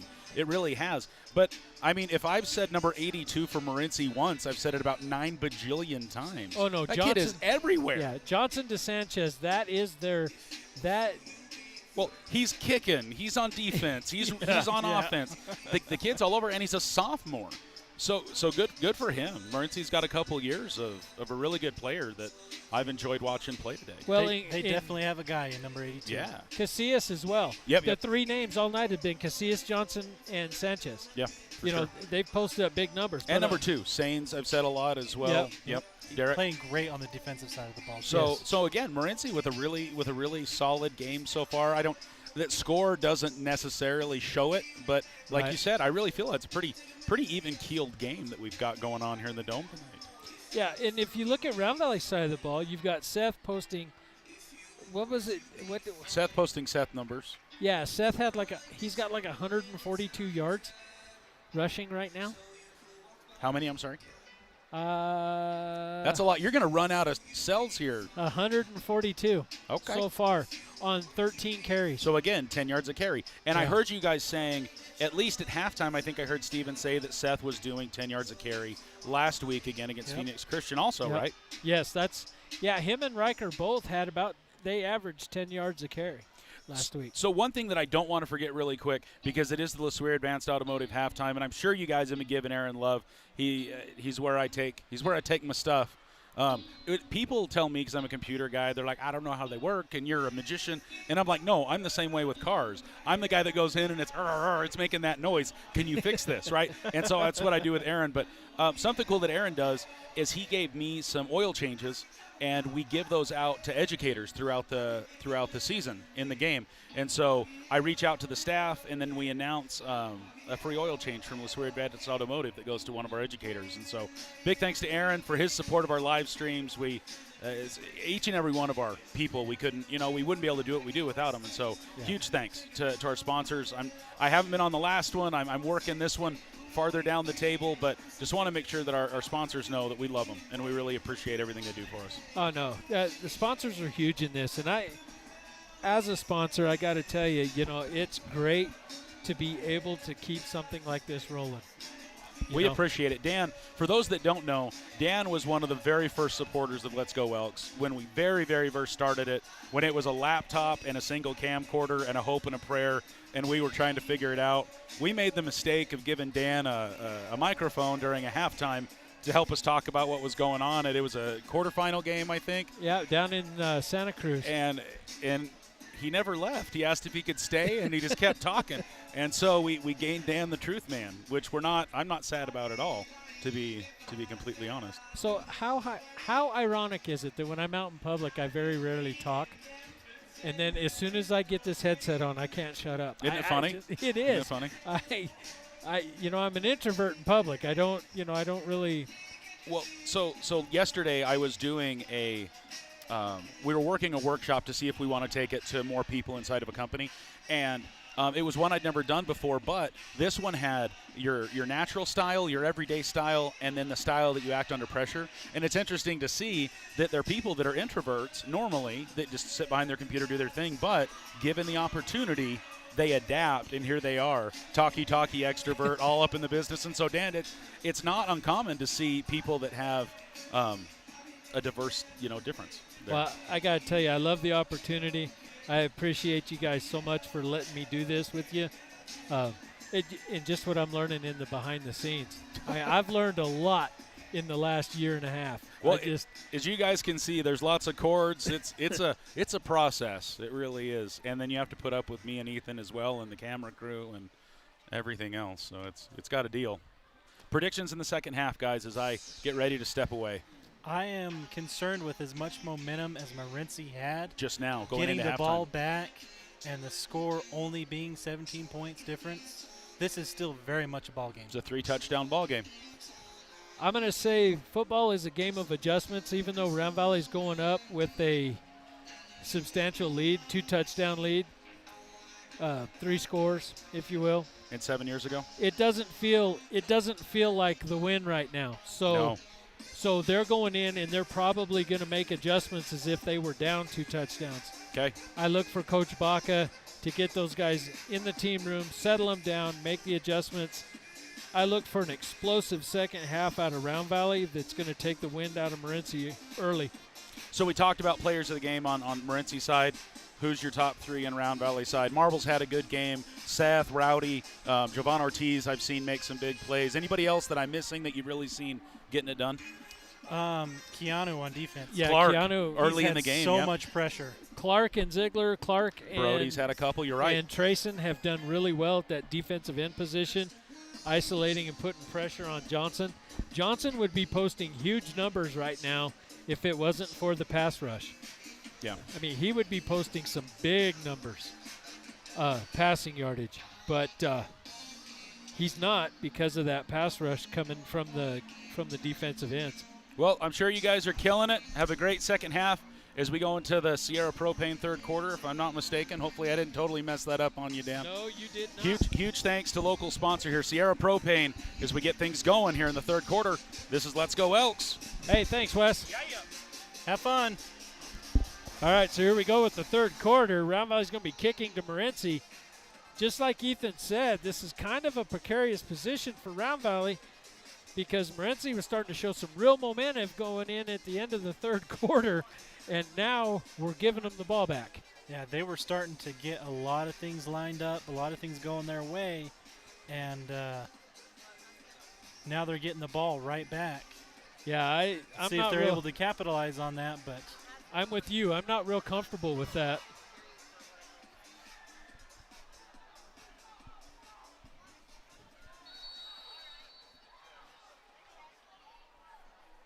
Flores is getting his kicking team lined out. He's getting himself set up to kick. Ball's been blown, ready for play. Hand is up. Flores is in motion. Kicking team is down. The kick is up.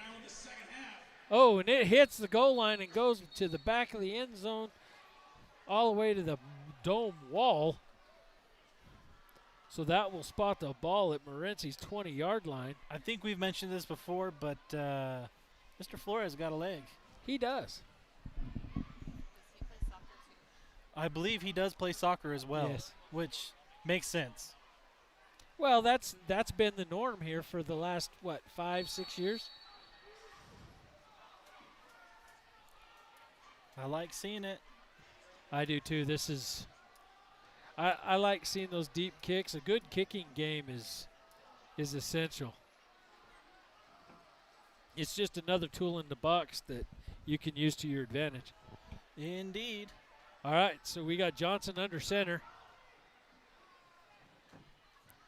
He drops back to pass. He's under pressure. He's rolling out under pressure. Ooh. And Wiltbank coming in with a stunt. And he was outside the tackles. That might be, it looked like he was outside the tackles. Yeah. Is he going to get grounding on that? There was no receiver. Intentional grounding. Yeah. So that will be a loss of down. You know what? Yeah, I don't think 10 was close enough to him. That ball went out of bounds inside the line of scrimmage. So that's why he's getting that. So that's going to back him up. Ooh. 15 yards. What was I saying about momentum in second half? And yeah, that's a killer right there. That is a killer. well, I mean, if you're Round Valley, you want to deal with a team who's got a lot of momentum. Get some pressure on the quarterback right out the gate. It's not a bad idea. Yeah, second double sticks. Second 25. They try to hand it off to get it out of the end zone. He's stacked up, but it looks like momentum's going to carry Forward him progress out. back to the line of scrimmage, looks like. Yeah, it looks like Casillas will get a no gain.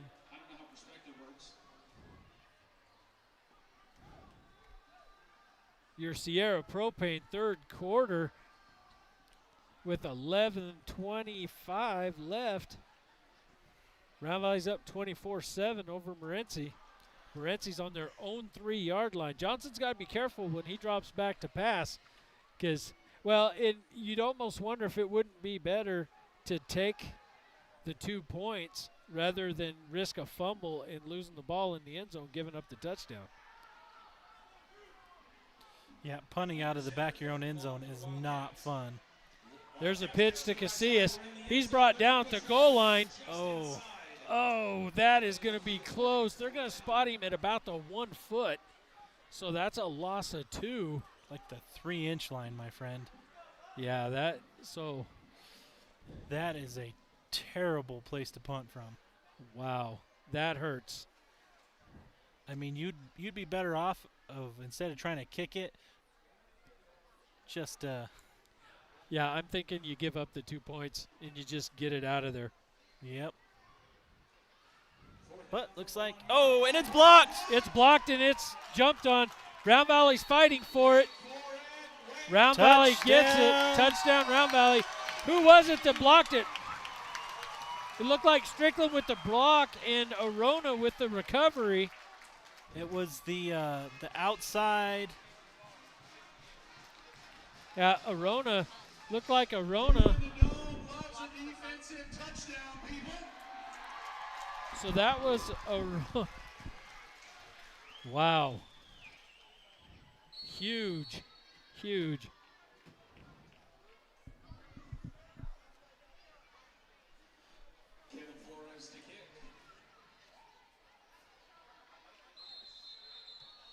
That one's blown dead.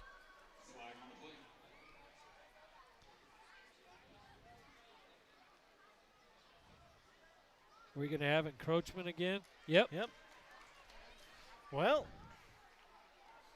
do you try for 2 now? Looks like they're picking up the block. Nope. Yeah, they're picking up the block. They're going to try for 2. Looks like Rivera's reporting in. So is Wiltbank, and so is Ortiz. So now the ball's on the half, or what, 1.5? 1.5, I believe. Yeah, so. Ball appears to be half the distance to the goal line. Penalty will be against the Wildcats. We're going to try it again. And as soon as I cut to the camera, he goes. Your offense back on the field. Riker Marble from the shotgun. He hands, yeah. 2 points for Wiltbank. For a 1.5 yard scamper into the end zone. Seth Wiltbank with a huge, huge game tonight so far. On your feet, Round Valley fans. I'm going to turn up the mic a little bit so you can hear the fight song.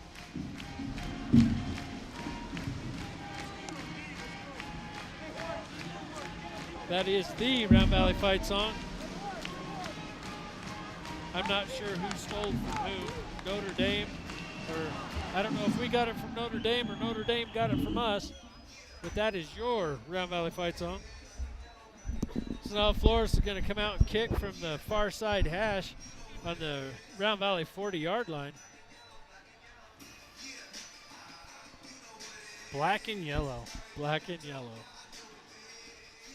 I mean, that works for us. We're black and yellow too. No, we're black and gold. Yellow, gold.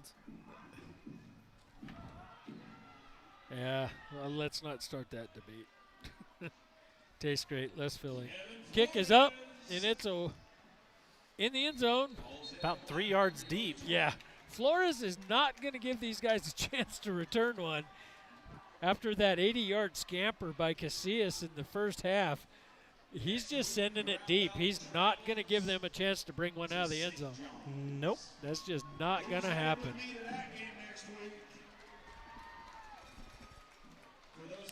Yeah, next week, Wes is telling the crowd in the Dome, next week we will be in St. John's for, I'm so excited. I don't know if it's the oldest rivalry in the state, but it's got to rank up there in the top 5 of rivalries in the state of Arizona. I've always thought, you know, if it was a checkers game between St. John's and Round Valley, it'd draw a crowd. Well, next town over. That's true. Not a lot to do. You might as well hate the guys you live next to, you know. Well, we are them and them are us.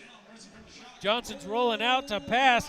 He's under pressure, and it goes out of bounds, incomplete. 9 was pretty close to him. Yeah, he was under a lot of pressure. Defense is now stepping up their 23 Brown with the pass pressure rush. there. Yeah.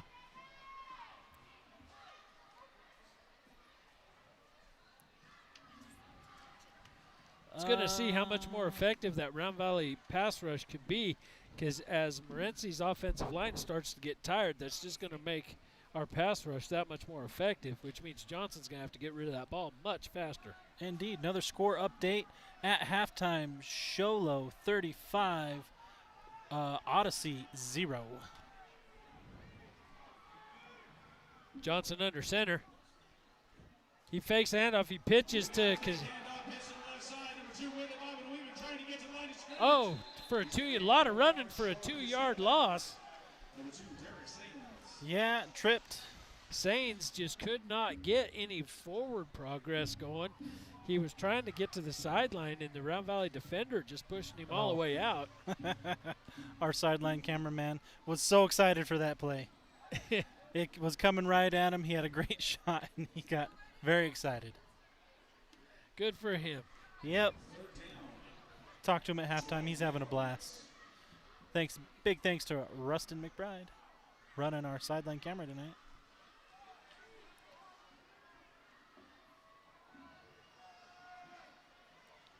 Morenci's now coming up to the line of scrimmage. Johnson's going to remain under center in the wishbone. He's dropping back to pass. He's under pressure from Clark. Sains with the reception, but he does not get back to the line of scrimmage. He's right. Well, yes, he did. He did get back to the line of scrimmage. That is going to cause them to have to punt. So were we playing man? Because yes, I feel like the thought was good with running that screen with as much penetration as we were getting. But if we're playing man, I mean, someone's following that running back. Yeah. I think Round Valley's in a cover nearly zero. Blocked. Rivera fields it at about the 30. We've got a flag at the 40. I do not think that was a block in the back. He's at all? Yeah, he's going to bring it out to the 43. I'm going to watch the replay. That was front shoulder, but ref threw the flag, so That's unfortunate. That one's going to be on Seth Wilbank. Come on, guys. Yep, blocking the back. That's unfortunate. You know, it's one of those ones where from where the ref was standing, it was probably hard to see, but I feel like he even waited just a half a beat to make sure that he was on the front side of the shoulder before he hit him.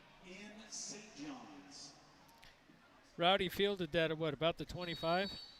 Yep. And then got it down to about the 43.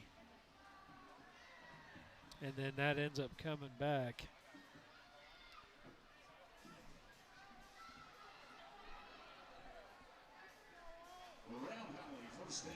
Riker's back in shotgun. He hands to Seth. Seth's trying to come around the corner. He gets across the 30. At least 4 or 5 on that. Yeah, they're going to mark it at the 32. So that's going to be a pickup of about 5.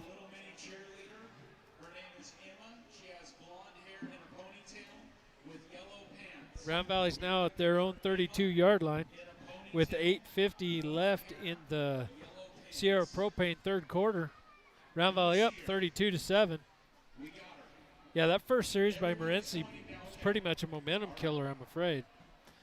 Yeah, huge mistake out of the gate, and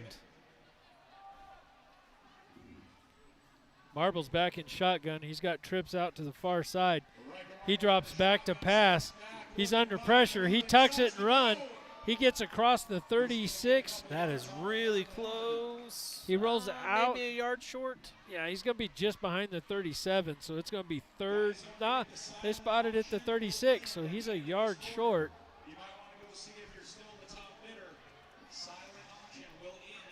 So that's going to give him a net of about 6.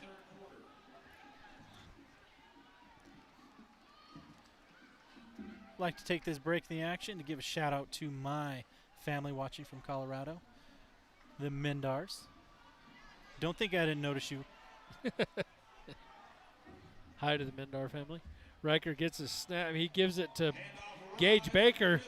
He blows into the line of scrimmage. Forward progress. Forward progress is going to. They're already waving it first down. First down. They're going to spot it first down. So the third down conversion. Yeah, Gage Baker, he's been a good little relief back, short yardage back. Yeah, you know, he's a power runner. So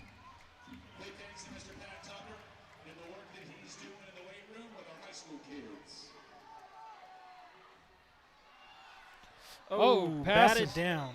Pass is batted down. That was a slick handoff. I thought Seth had it. I was following him, and then I saw him whip the ball, and it was batted down at the line of scrimmage. Yeah, he got his hand up right at the last possible second to bat that down. But you know what? That's what you teach your defensive linemen to do is get your hands up. If you can't get the sack, get your hands up. So now 2nd and 10 for Round Valley. Marble's back in shotgun. He's got trips out wide right. He's dropping back to pass. He's under pressure, and he's sacked. He's sacked by Sanchez.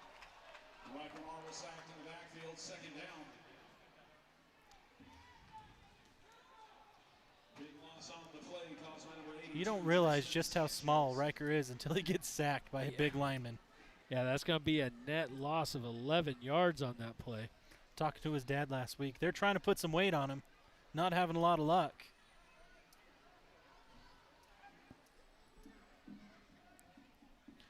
He'll get there. He's got plenty of time to grow.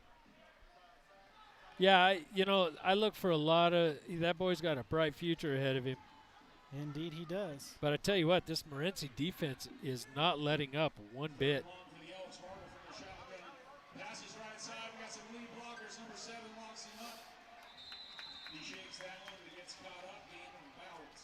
Let me see who received the pass on that play. Those jerseys. They're so hard to see. Is that 3? 3. 3. So that's going to be Stockton Brown with the pass.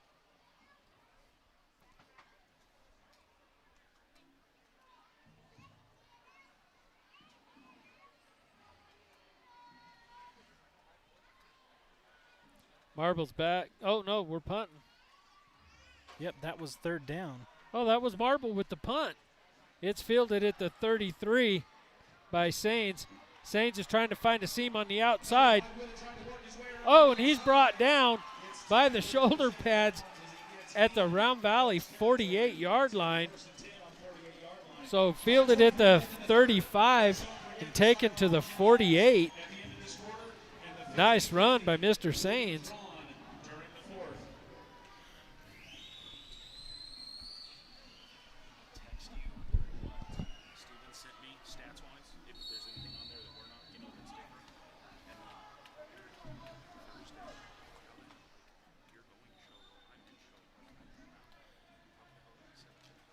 Alrighty, Morenci taking over about the 52.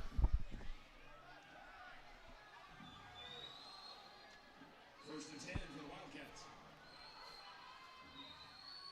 Wildcats 1st and 10 from the Round Valley 48. Johnson dropping back to pass. He's under pressure. Oh! Referee is blasted by Sanchez on the sideline for an incomplete pass. Oh, that was a solid hit.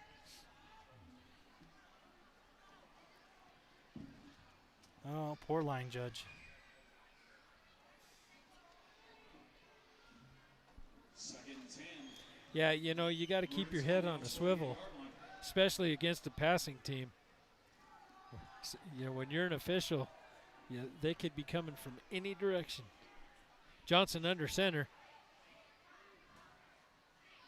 10's coming up in the middle. Oh, ooh, 13. Yeah, Round Valley read Number that. 50. Number 50. Armando Garcia with the tackle. Armando, watch that replay. My goodness. Yeah, Armando Garcia. Oh, he got excellent penetration. I think they were trying to pull a guard or something, and he just flew through that gap. Yeah, he did not have a shot at that at all. That's a loss of 4. I'm not even sure if that's who he was trying to hand it to. He just did it because he wanted someone else to take it. So now we're looking at 3rd and 14. 3rd and 13.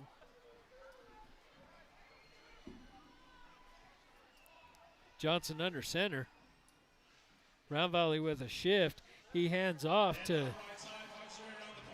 Casillas.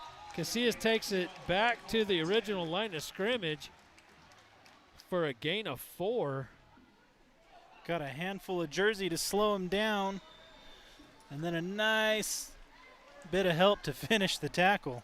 Yeah, so it's now 4th and 10, and it looks like they're going to punt. But they're at midfield. I wouldn't put it past them if they tried to do a little bit of a fake here. Both teams struggling offensively here in the second half. Well, the defenses are just settling down and battling. I don't know that that's the offensive sputtering as it is the defense doing their job. Kick is up. Rivera gets it at about the 8. He's got a block.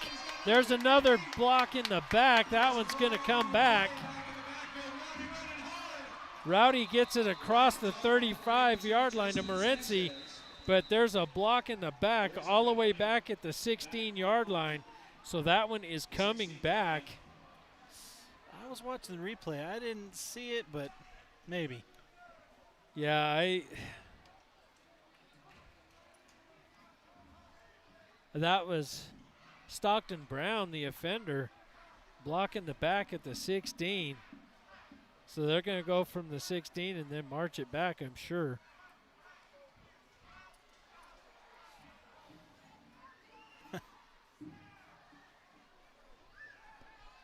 Rowdy, first team all hair. Like a young Troy Polamalu.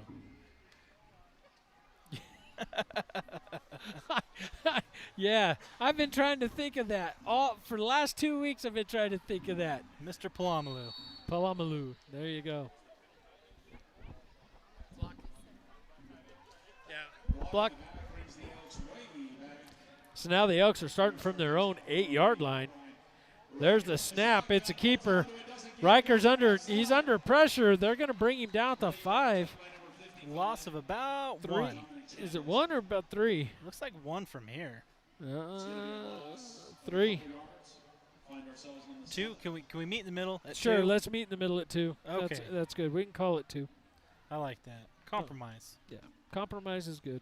That's how you maintain a healthy relationship, Dan. Hey, I'm all about the healthy relationships. So I'm told. I wouldn't know. Just ask my wife. 26 years of healthy relationship. I'm all about the healthy relationship. Either that or she knows how to persevere. We got 2:40 left in the CR Propane third quarter. Oh my goodness, where? Marble. I don't have a number on the reception, but we get it out across the 10. Let me see if I can get you a number. Not really loving the gray jerseys. It's out to Ortiz. Ortiz with the reception. Casillas with the tackle. Yeah, Ortiz Marble to Ortiz, getting it out across the 10-yard line. So it's about 3rd and 6, 3rd and 7. Marble's back in shotgun. He's got trips to the near side. Wiltbank is back there beside him. Rowdy goes in motion. Riker's going to keep it. He's got a block. He gets upfield. He crosses the 20 for a first down. He gets down to the 21-yard line. Ooh, that was nice. 18 with the stop for Morenci. Caden Summer. Nice. Senior. Nice little scamper for Marble. That's going to bring it down to the 22-yard line. Round Valley 1st and 10 from their own 22.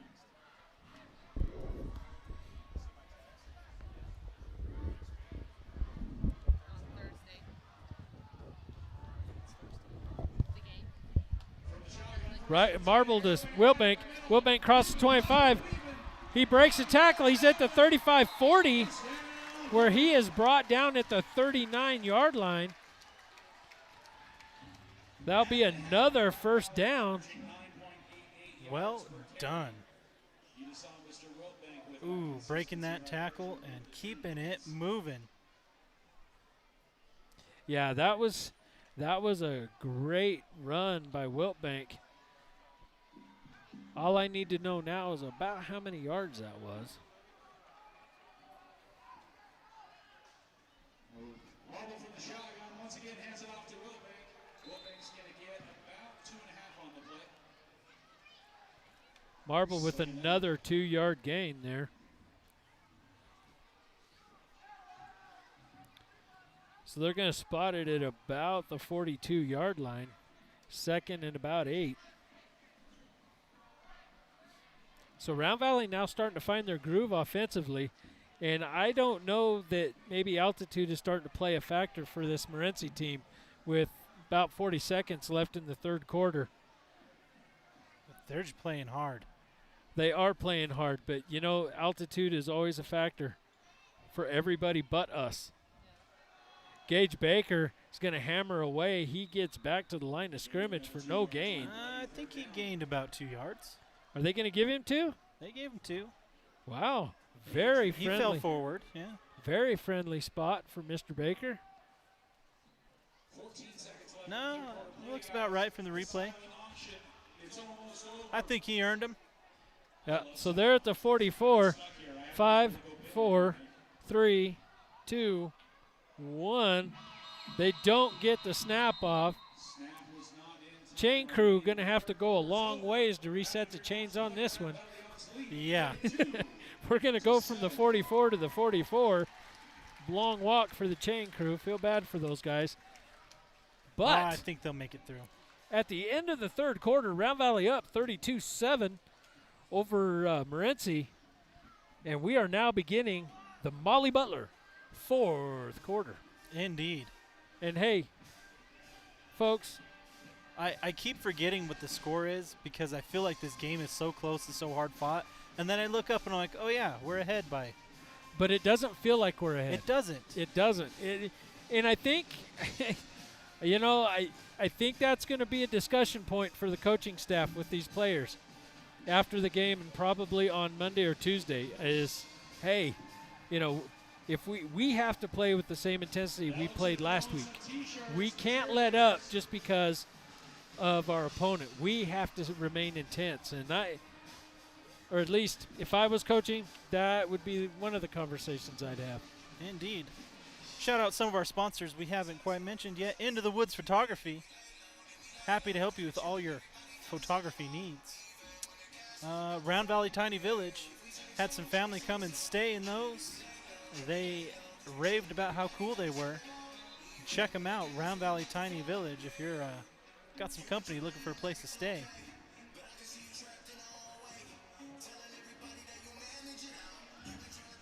All right. Yeah, just looking over some messages I'm getting here. Welcome to fourth quarter football, Round Valley. Here we go. Oh, I'm getting some love from the public. You're a great public speaker. I wish I had your skills. Good voice, good with words. I don't know who sent me that text. All I have is your number. Oh, Wiltbank with the pass. He breaks across the 50. He's down to the 46. Number 18 in on the tackle, Caden Summer. What was that, about 13 yards? Yeah, about a 5-yard pass and a 13-yard run. So, again, Wiltbank seems to be the go-to guy right now. They just can't do anything with him. Well, he sure is athletic. I enjoy watching him play. Riker's back in shotgun. Trips out to the far side. Here's the snap. He hands off to Seth. Seth breaks into the line where he crosses the 45-yard line for about a 3-yard gain. From Morenci's 45-yard line.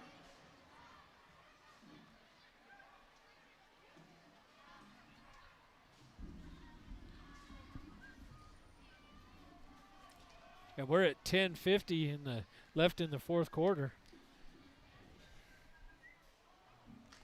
Wiltbank is still averaging about 10 yards a carry right now.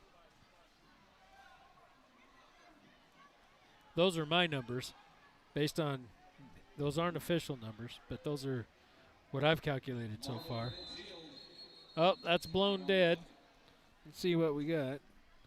Should be encroachment if it's blown dead, but we'll see if there's a procedure here. Or I'm sorry, should be procedure if it's blown dead. I think in high school they're both blown dead. Penalty against the Elks. Yeah, I've been out of it so long, I don't know. I don't remember. I'm going to have to consult with my yearbook, but yeah, that, or my rule book. That is a 5-yard penalty.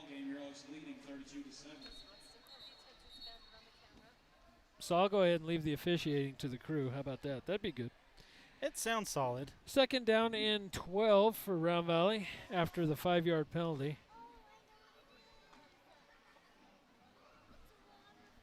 So let's see. Penalty the Wildcats, 10 yards in the Oh, wait. No, they. Yeah, no, we just traded penalties and moved it around. And So that was a procedure on the Wildcats? No, it was I'm so encroachment on confused. the Wildcats. See? Okay. Riker drops back to pass. It is up. He's got Ortiz in the middle. And Ortiz with the catch at the 10. He slides forward to about the 12 where they're going to spot it. from the 40 to the 10, that's a 30-yard pass. Riker with a 30-yard shot to Ortiz. I'll take it. Absolutely.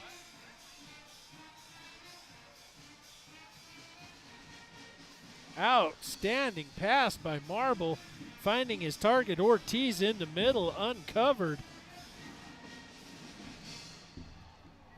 Round Valley now inside the 10. First and goal to go. They're about the 8-yard line. Riker's back in shotgun. He's got a block and a keeper.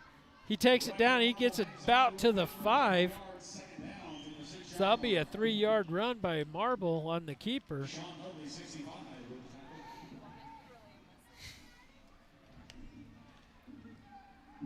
Round Valley is showing a proficiency at moving the ball.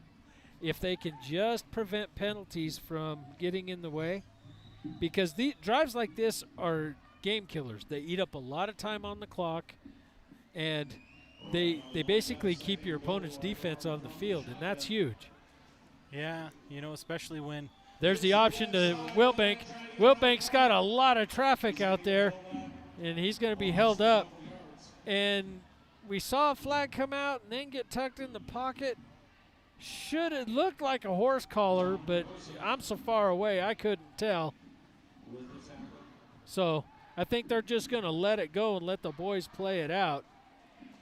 That's going to get Seth a net yard. No, that's a 2-yard loss. So let me see. Now that's actually going to be just about a yard. So he lost a yard on that. He battled and got some of it back. I know he was trying to cut back, but I feel like if he just would have lowered the shoulder, he might have got a positive yard there. But hey, he's the professional, not me.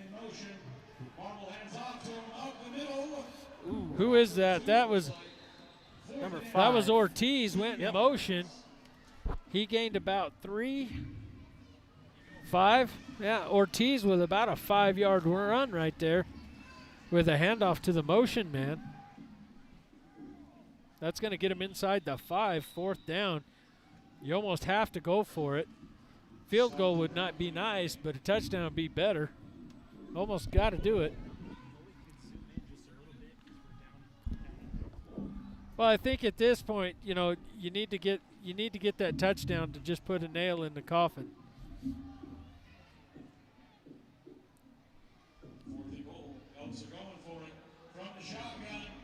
And Riker with the keeper with the 3-yard run. Riker Marble bringing it in from about the 3 for 6.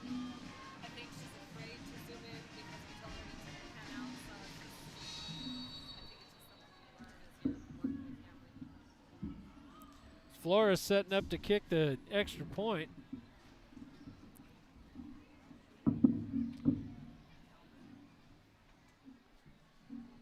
You know, I turn up the Kick ambient mic, and then someone keeps putting their feet on it. Yeah. Kick is good. Flores. Round Valley's up 39-7 over Morenci with 7:24 left in the Molly Butler Lodge 4th quarter. A little bit of fight song for you.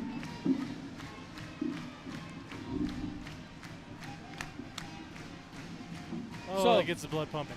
Yeah, big debate in the locker room yesterday.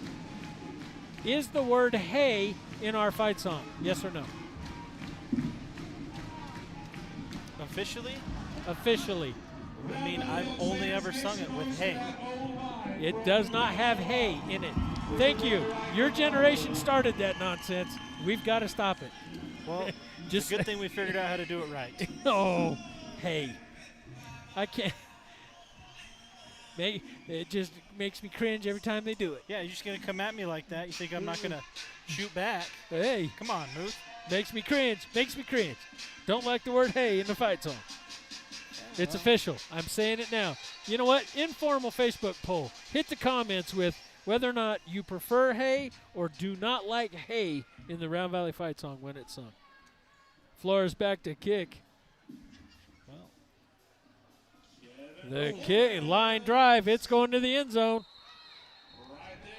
He hits the S in Elks from the 40-yard line. He's just not going to give them an opportunity to run one out, is he? Just not Nope. going to do it. You guys are too fast. Not today, sir. Nope, not going to let you do it.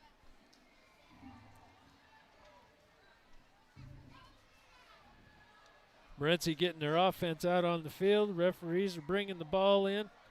Going to spot it at the 20. Round Valley's defense is there and raring to go. We're all set. We're just ready for play.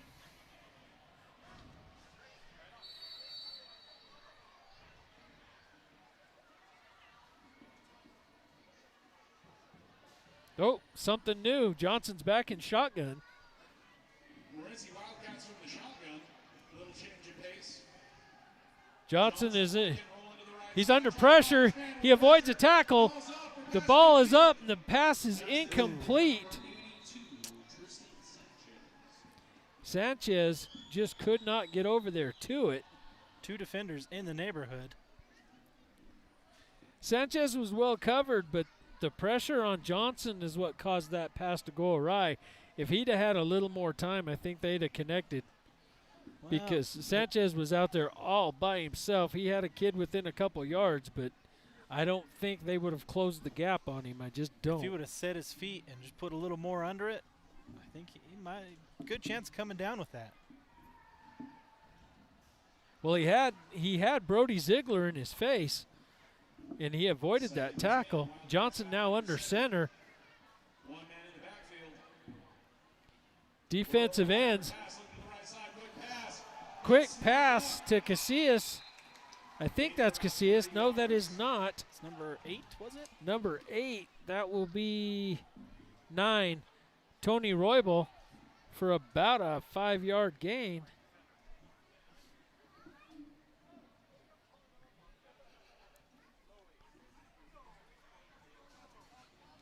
So we'll give that a 5-yard pass.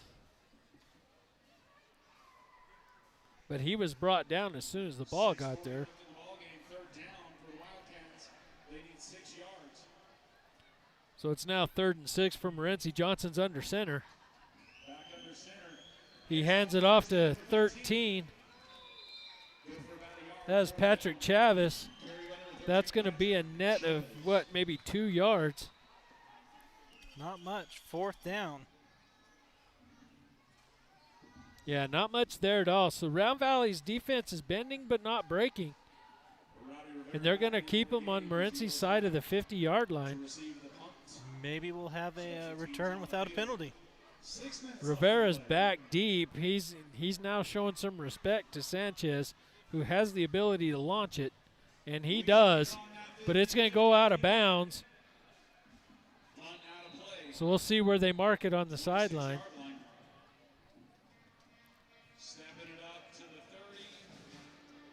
They're going to spot it at the 32-yard line. Round Valley's 32-yard line is the spot between the referee and the back judge.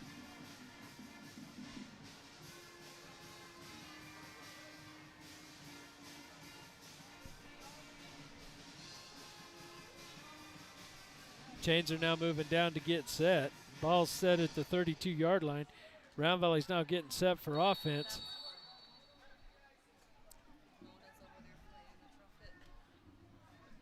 Marble's going to be back in shotgun. He's got 1 to the near side, 2 split out wide. He drops down, hands it to Wiltbank up the middle. Wiltbank scampers out across the 42. That will be, and a fumble. A fumble on the play. And Morenci recovers the fumble. Didn't see the ball come out, but it looks like Morenci recovered the fumble on the 41. So it'll be 1st and 10 Morenci on the 41-yard line. Well, that's unfortunate.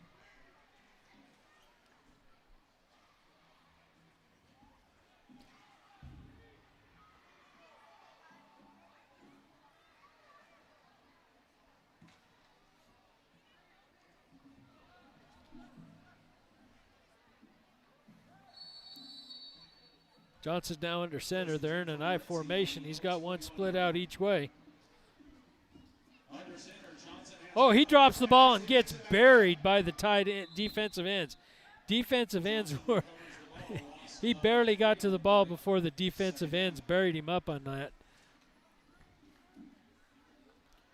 Loss of 3.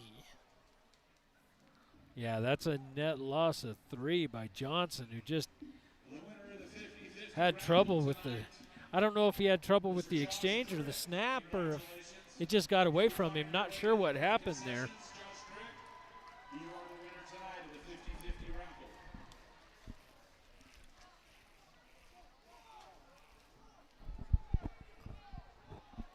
Johnson's now moving under center. I don't know why they're not doing more of that shotgun. It seemed to work for them the 2 times they tried it. He hands off to 21, who's picked up and dropped. No, he spins out of it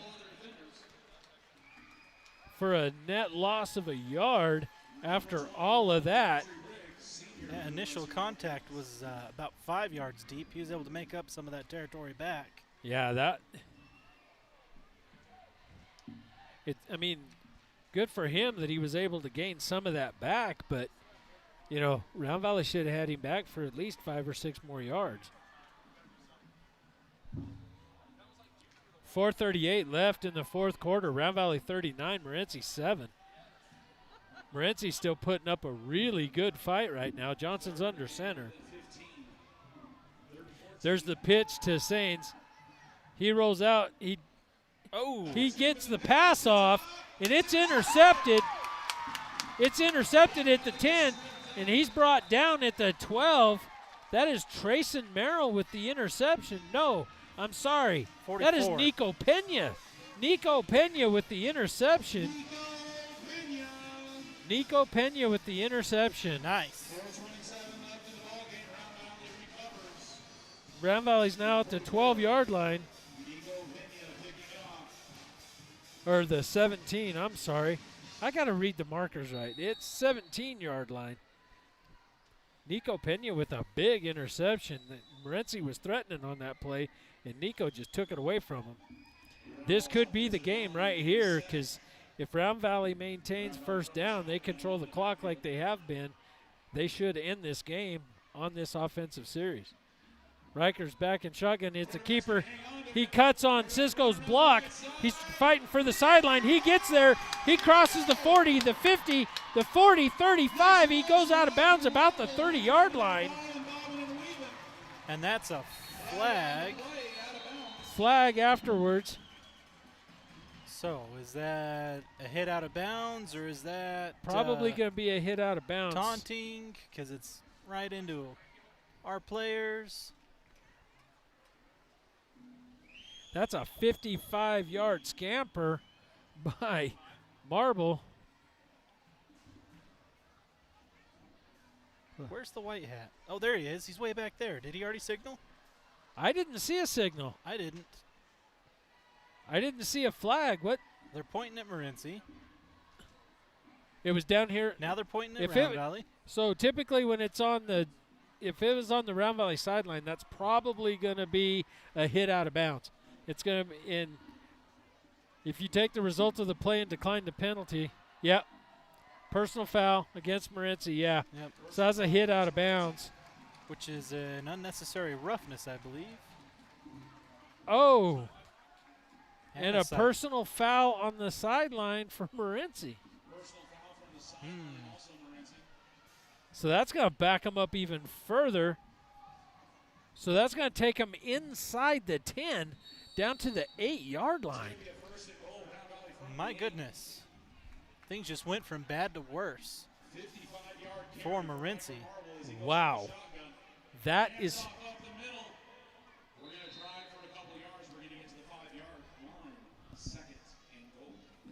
second and goal.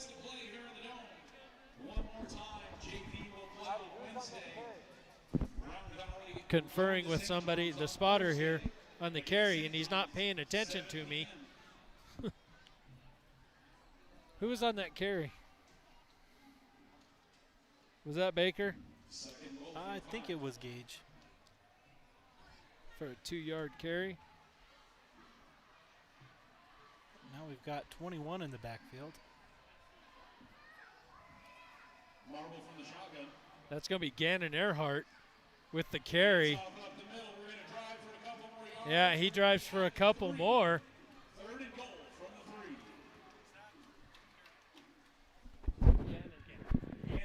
Yeah, Gannon Earhart with the 2-yard carry. So that's going to take it down to about the 3-yard line. Sorry, guys, I keep playing with my mic. I'll try to stop that. Third down. Third down and 3. 3 to go. Riker's in shotgun. He hands off to Baker. Baker finds a little seam. Progress is going to take him inside the 3. We'll see where they spot it. Yeah, they're going to spot him back at about the 2. So that would be Baker with about a yard.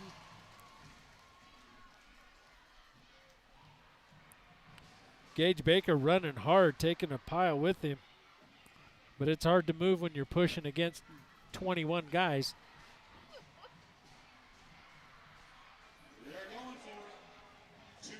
Fourth down. Riker with the keeper.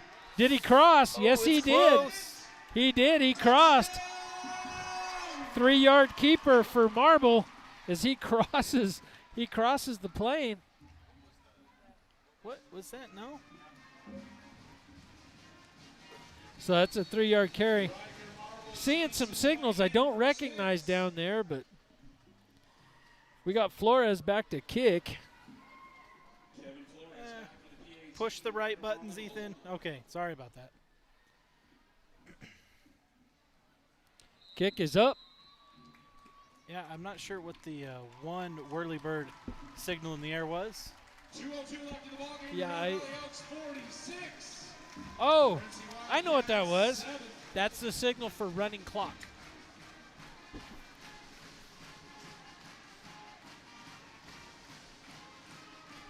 We're not up by 45, though, are we? No. 46. To 7. Don't you have to be up by 45? No, I think the score has to reach 45. I don't know. To be honest, I'm guessing. So I'm just going to stop guessing and go with that. Put your hands together, Elks fans. Here we go.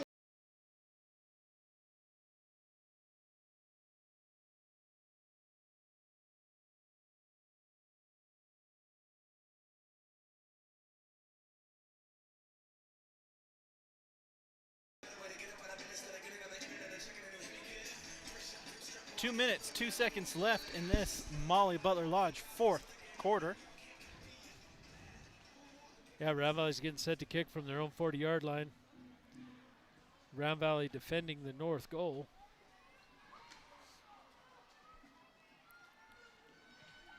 Kick is up. Oh, it's Fielded at the Saints 2. is going to get it at the 2. He finds a crease and gets out to about the 25-yard line where he is brought down. Morenci will pick up the ball at the 25-yard line.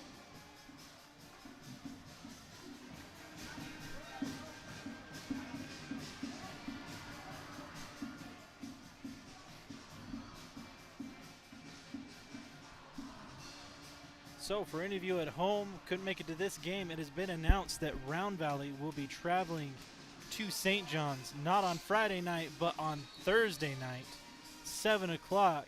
Be there or be square. I don't know. Yeah, that's going Is to that be what the kids say these days? that's going to be interesting because I have a football game against Sholo Is Daddy taking the team Thursday. Did I get that right? Yeah. Ethan, you might be setting up all by yourself, buddy. Johnson under center First down under center. to Casillas. Casillas gets around the outside for the first down. Carried by Michael Casillas. Casillas with a nice run getting to that outside. He just kicked the tires and lit the fires on that one. Indeed. Who was he brought down by? Did you get a number? I didn't see. They came from behind and got him. I think it was the defensive end 51 over there, but I'm not 100% on that. Timeout, Morenci. Timeout, Morenci. 1:29 left in the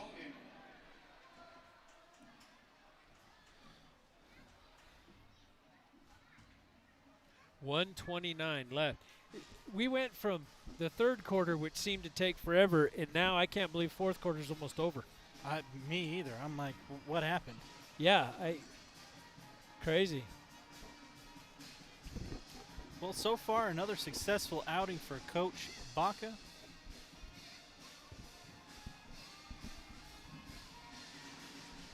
have to weather a little more adversity tonight than last week.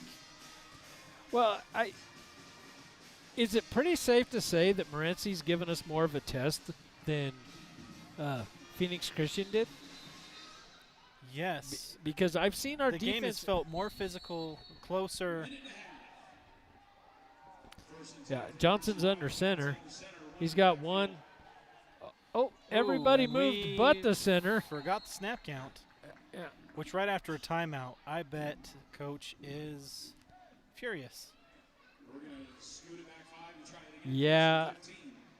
When he takes his hat off, slaps it against his leg, puts it back on his head, and then claps his hands, you know that's not a good sign. Yep. Come on, boys. We got this. So that will cost Morenci another 5.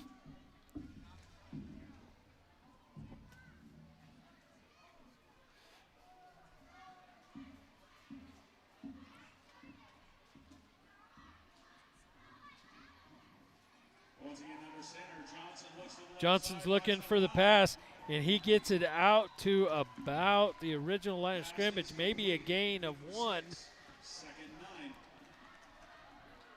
Total gain of 1. Well, they were 5 yards back, so that's a gain of 6. Yeah. Well, From the original, yes. But 5-yard pass, 1-yard gain. We're doing good. 2nd and 10 for Morenci from their own 38-yard line. Johnson's under center. High formation, 2 split out each way. 21 carries it, and he's hit for a loss. By number 7. They're going to mark progress at just across the 40, but he was taken in a negative direction for quite a while. So, yeah, we're going to call that a net gain of 2, 3. 2. Yeah, 3. 1, 2. 20, counting down from 20. Morenci may not even get the ball off. We'll see. This will be the last play of the 4th quarter. Oh, wow. 9 seconds left. 5, 4, 3. There's the snap. Johnson's in. Johnson's rolling out. He tucks it and runs. He crosses the 50 and goes out of bounds. That'll be a first down, but it's all for naught. Time has expired. Round Valley 46. Round Valley 46, Morenci 7.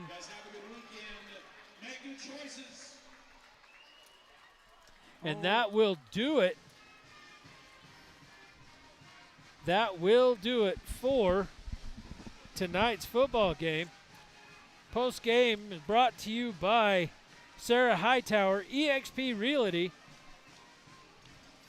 And wow, I did not expect Morenci to give us the ball game they gave us. I just did not expect it. It was crazy. I mean, the score doesn't reflect it, but Morenci put up a heck of a fight. Scrappy to the end. Hats off to him. Yeah, hats sure. off. Those guys did.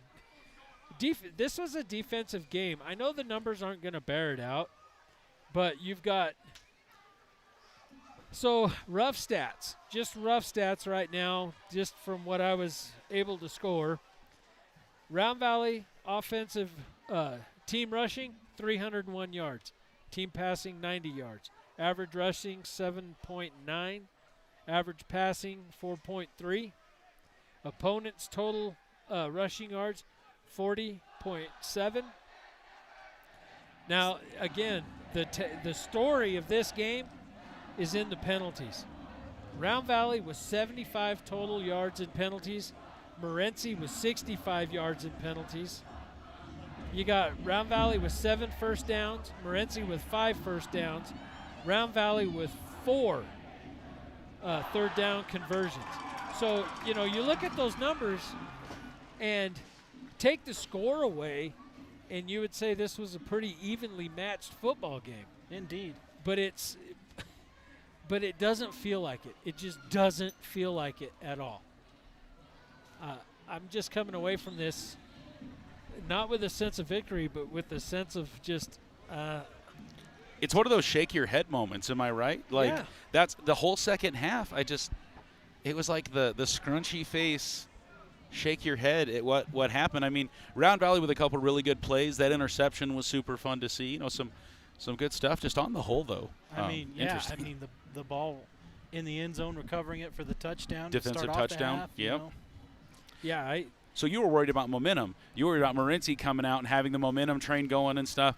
And I think that really helped kind of hit the reset button on that a little bit. well, First they play out they of the did. gate, Yeah, getting that pressure, throwing it away, and getting called on that penalty, backing them up. It's just anything they had just felt like left them right at that moment. Deflated. Yep. yeah. Maybe that's what we're feeling, Dan. Like I'm feeling the deflated action as well. I don't know. Is it deflation? I don't know. Well, I mean, the numbers bear out. Round Valley had a very good night. 301 yards team rushing, 90 yards team passing. The passing yards aren't that great, but the rushing yards are huge. Still holding on to almost 8 yards a carry. And you need 4. I remember when we played, that's what the coaches would preach. 4 yards a carry wins ball games, right? Yeah, absolutely. You look at the individual numbers and you think, okay, so it doesn't feel like a victory, but when you look at the numbers, Ryan Marble, 77.5 yards. He's averaging 6 yards a carry. Seth Wiltbank, 166.5. I don't know that the halves really matter. Got to have the half. Got to have the half. Tonight, with some of the placements of the ball, those halves were very important, if I'm honest. You got Rowdy Rivera with 34 yards. Ricardo Morales with 7 yards. Gannon Earhart with 2. Gage with 9. Jovan with 5 rushing yards. And then you go down and you see the passing, 106 total passing yards. He's averaging 5 yards a pass. And then on the receiving carries, you're averaging, you got Jovan Ortiz with a 47-yard carry. He's got 47 yards. Well, and I think you absolutely see those 5 yards a carry because most of the passes that we saw Round Valley do tonight were super quick passes to the left or the right just to kick the ball out, right? Yep. We didn't see a lot of structured, a lot of step back, a lot of pass. It was a lot of really quick. But what was interesting is Morenci was doing the exact same thing in their passing game. It was a quick pass to the left, quick pass to the right, trying to get around the line, right?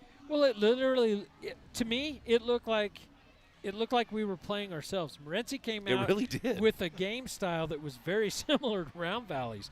And it worked for him. It did. I know the score doesn't reflect it. But from a game standpoint, if you ignore the score, Morenci was in this every step of the way. You look at the scoring for Round Valley. You got Ortiz with a touchdown early. Of course, Flores was just stellar with his kicking. Yep, every time. Consistent. Wiltbank with 1 touchdown and a 2-point conversion. Marble with 3 touchdowns, and then we had 1 defensive touchdown by Arona. So, well, I'm glad that you thought that too, Dan, because I was really thinking the same thing over there as I was announcing the game. It felt like a mirror match, right? It felt like so much a similar thing. So let us know in the comments if you guys think it was the same thing. Were you feeling that as we were watching the game as well, or is it just me and Dan and the elevation that's getting to our head up here? Well, yeah, I mean, I don't want to cast a cloud on a victory because a win is a win. But I don't think, after last week's game, last week was just a good-looking win. We were firing on all the cylinders. Penalties were at a minimum. We just looked great. Tonight, we just looked like we were tripping on ourselves. It just did not feel like the win. Yes, we won, but it didn't feel like the win that I was expecting. Well, and I know that you've already talked about, I heard you talking about penalties already, and maybe that's why, again, talking about deflating is those penalties were just all over the place. And I don't know, it confusing at times. Like even me watching, trying to wait to try to tell the crowd what's going on, and I didn't know what was going on sometimes with some of those calls. And so. Yeah, and I'm not even going to get into the debate as to whether or not part of those penalties were valid or not. Okay, the officiating crews out there on the field, they're calling the game that they see. If they see it, they flag it, that's a penalty. Right. Doesn't matter. Doesn't matter what we think. They call the penalty exists. To have 75 yards in penalties, is huge. Well, I say penalties to bring back the deflating thing, right? Because those penalties can just take the wind out of you. And was that doing that to us as well? Because we're just like, what's this one? What's going on this time? Yeah. Like, what's happening now? And so I think those penalties can be a really big momentum killer and can also deflate you pretty hard. Yeah, but to be fair, Morenci had their fair share of just Well, back-breaking penalties. They did and too. Well, no, but like that's what I'm saying. Just to me, I think just the penalties were just deflating. Like the game just came to a screeching halt. I felt like, and there wasn't a good flow like last week's game. I feel like just watching the stream, there was a flow last week, and it just seemed like they just kept it rolling, and it was good. And I didn't feel like that happened tonight. I feel like the penalties really just kind of stumbled. I looked at my watch, and it was almost 9, and we were still in the third quarter, and I'm like, what happened? Was the third quarter like a year and a half long? What happened? Well, I was watching, last week there was a flow to the game, and the intensity was up, the crowd was into it. I mean, there was probably as many Round Valley fans at that game as there was Phoenix Christian fans. Yes, I mean, it was split right to 50-yard line, half and half. And you could feel the intensity. The crowd was into it. There was a lot of, there was just a lot of interaction between the field and the grandstands. Good vibes. Yep. Tonight, it just felt the second half felt flat. It just didn't, and I know the players, if they don't feel that intensity from the crowd, then they kind of go flat. I blame the announcer. And then in the third quarter, it just As you should. I mean, in all reality, I think it's the announcer's fault. Well, it could have been the bumper music. Might have been that. There was some interesting stuff going on tonight. I'm not going to lie, on and off the field. But it's more of a sense of just flat. It was neither good nor bad. It was just, Well, so you work that out. You take the weekend, you hit the reset button because St. John's on Thursday, and so you're going to want that momentum up. That's just going to be a high intense game emotionally all over the place. It's in St. John's, so that's going to be fun. Yeah. So let's talk about next Thursday. Next Thursday is going to be interesting. I know. Yeah. So offline, our intent is to stream this game, and so people, we hope to be there, set up. It may or may not be completely on this gentleman right here to help make a lot of that happen. So. Our intent is to stream the game. We will obviously post if that changes at all, but our hope is to be there. It's just going to be interesting how we put that together because we've got middle school football right up in that business. I'm going to be at the 7th grade game. Dan may be at the 8th grade game for some reason. Yeah. I don't think Coach Tucker's going to want to do without me. Hey, he's got one good calf. He'll coach both ways. It'll just be all right. Well, it's a little hard for him to get around on crutches. He was struggling. He's not on crutches today. Did you see him? No, I haven't seen Pat. He's got it wrapped up. He's doing okay, but he's definitely got a hitch in his get along. So yeah. Coach Tucker thinks he's 12 and decided to play football with the kids this week and found out that he was older than he thought he was. Yeah, that's a good way to put it. And, I laugh because I'm almost 20 years older than he is, and I know better. So I just is that the difference? So you're an old man now? Is that the problem, there, Pat? So St. John's, talking about next week, St. John's had a tough loss against Sholo at home to open their season. They had lightning delays, so they didn't even start their game for an hour. They get kicked off at like 7:58, super late. Yeah. Tough loss for them. Who were they playing tonight? Do we know? Yes, we do. They were playing, I believe, Ganado. Okay. Let me flip back into my notes. Man, and I don't have anybody that was sending me scores tonight, so I apologize. But so Sholo will be 1-1 or 0-2, depending on how that went. I'm going to guess it's going to be a 1-1 They were situation. up pretty big at half. St. John's was playing Globe at home tonight. Okay. And they were up by, 30 okay. at half? So St. John's is going to be coming off a win, and they're going to be playing at home. It's always going to be exciting. So I hope you guys join us for the live stream as we bring you the Round Valley versus St. John's game in St. John's next Thursday. Next Thursday. That just sounds weird to say, and it's right. It's Thursday the right thing to football. say. Thursday Night Thunder, not Friday Night Lights. That's Thursday. That's so weird. Yeah. So we have the NFL starting Thursday night. As well? Yep. That's the first week. That's First true. game is next week, right? Next Thursday? Goodness. Tampa Bay and Dallas. So here's some scores. We got Safford 23 Safford 23-6 over Pima. Okay. Of course, you know this game, 46-7. I was there. Page over St. John Paul, 8-6. I'm looking Santa Cruz Valley over 50-6 over Highland Prep. Chandler Prep 35-0 over Tombstone. And I'm not seeing St. John's. St. John's hasn't posted yet. Okay, St. John's Globe, though. St. At John's home. Club at home. So they'll have another week at home with us. We're going to go on the I believe road. St. John's was up big at half as well. Yep. So we go on the road, and then we'll be back here in 2 weeks for homecoming. And then we'll be here again for Monument Valley. So Round Valley going on the road 1 week, then we'll be in the Dome for the next few weeks after that. Ethan, anything really stand out to you tonight? What was your play of the game? What was your player of the game? What really anything that caught your attention? You know, what I saw was I saw some pretty big special teams plays, but the penalties kind of negated a lot of that.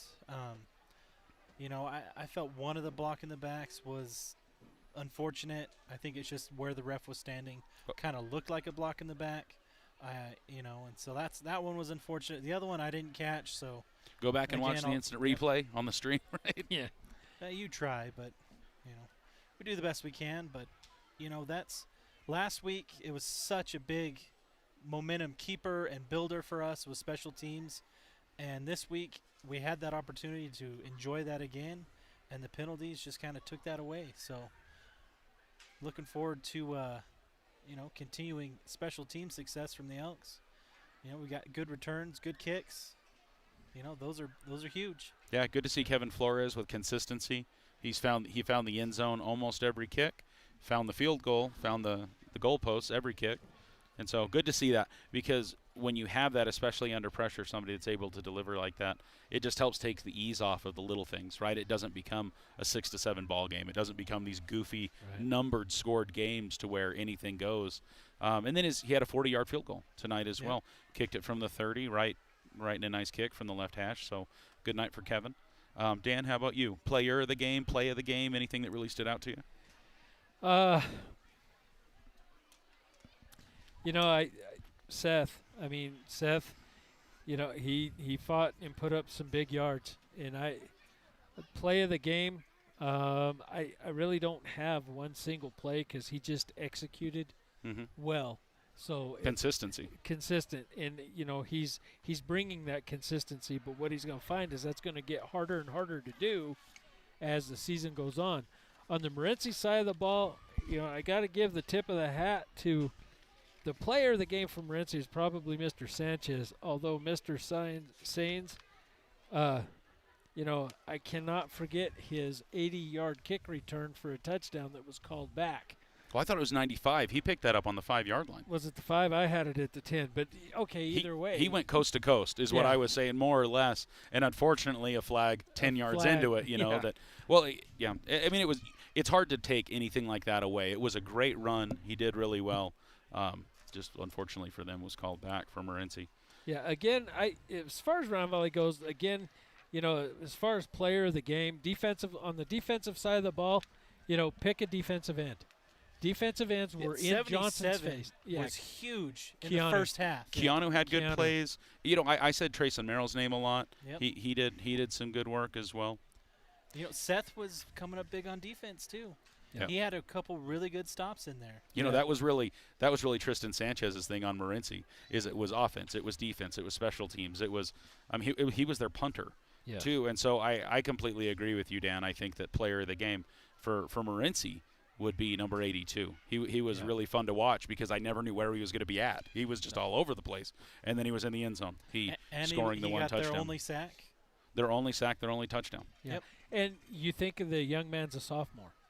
Yeah, that's what I'm saying. 2 more years, right after. And he's over 6 feet tall, so he's going to be a force to be reckoned with, both on the football field and I'm certain the basketball court. Yeah, I can't help but imagine him. They have him listed at 6'1", and I believe it. He looks taller. I don't know if it's the helmet and the cleats or what, but he looked taller than that. He's every bit of that. Being 5'9", I can recognize height. Yep. So a lot of highlighted names here. You know, some love to the O-line because they really were doing some good work on the Elks side, especially watching like Riker punch in. You know, that touchdown there at the end. The O-line was doing a good, making some holes. You know, getting it done that way for Riker. I don't remember now just thinking about it literally right now. A lot of pressure defensively. Morenci getting through, and so again, some love to the O-line. Again, Riker had time to develop the plays that he wanted to and make the passes that he wanted to. Well, the pressure was there. The difference in the 2 weeks, and boy, what a difference the week makes. Last Friday night, our offensive line basically just controlled the line of scrimmage all night. Tonight, Morenci gave Round Valley more of a test on the line of scrimmage because we were matching speed for speed. Made them earn it, yeah. And so they were having to work a lot harder than they had to work against Phoenix Christian. Now, I'm not saying that's a good thing or a bad thing, but it definitely made them guys work, and that's how the rest of the season's going to be. Yep. So Morenci was even though, the score doesn't bear it out, Morenci gave Round Valley a pretty good test because you need to be tested in areas so that you know where improvements and adjustments need to be made. Yeah, I think the coaching staff will be able to go back to the whiteboard. They're gonna have some conversations this weekend and really be able to have some really constructive changes because of this game against Morenci. The one thing that surprised me over last week was Noah Dana, the sophomore, starting at guard. Mm-hmm. Adds some weight to the line, having him right there next to Cisco. You would expect a lot of power running with Baker right there. Yep. in that hole. But I don't think it played out as well as Round Valley was necessarily hoping it would. Well, again, Morenci matching it and taking care of it. Yeah, I mean, pound for pound, it was pretty even as far as players go. So, very evenly matched teams. And it's just interesting, again, the score doesn't reflect it, but it was literally even. It just felt even. Yeah, I feel like, all right, we got to get out of this one. Stop beating the dead horse, because at the end of the day, the Elks up 39 points. Right. And it was a victory. Lots of good plays by the Elks. Again, just a weird vibe, feeling, weird vibe on tonight's game. And so, guys, as we wrap up here during the eXp Realty, thank you, Sarah Hightower, post-game conversation. Send us some love in the comments. What you thought of the game? How do you think things go as we get ready to head home? So from the Dome, lots of love as we head to St. John's next week. So for Let's Go Elks and our crew tonight, big thanks to Rustin, to Cody, and to new camera woman Loie Hunt helping us out tonight. I'm Wesley McBride. I'm Ethan Holiday. Dan Muth. Guys, you have a great weekend. Be safe and make good choices. This has been Let's Go Elks.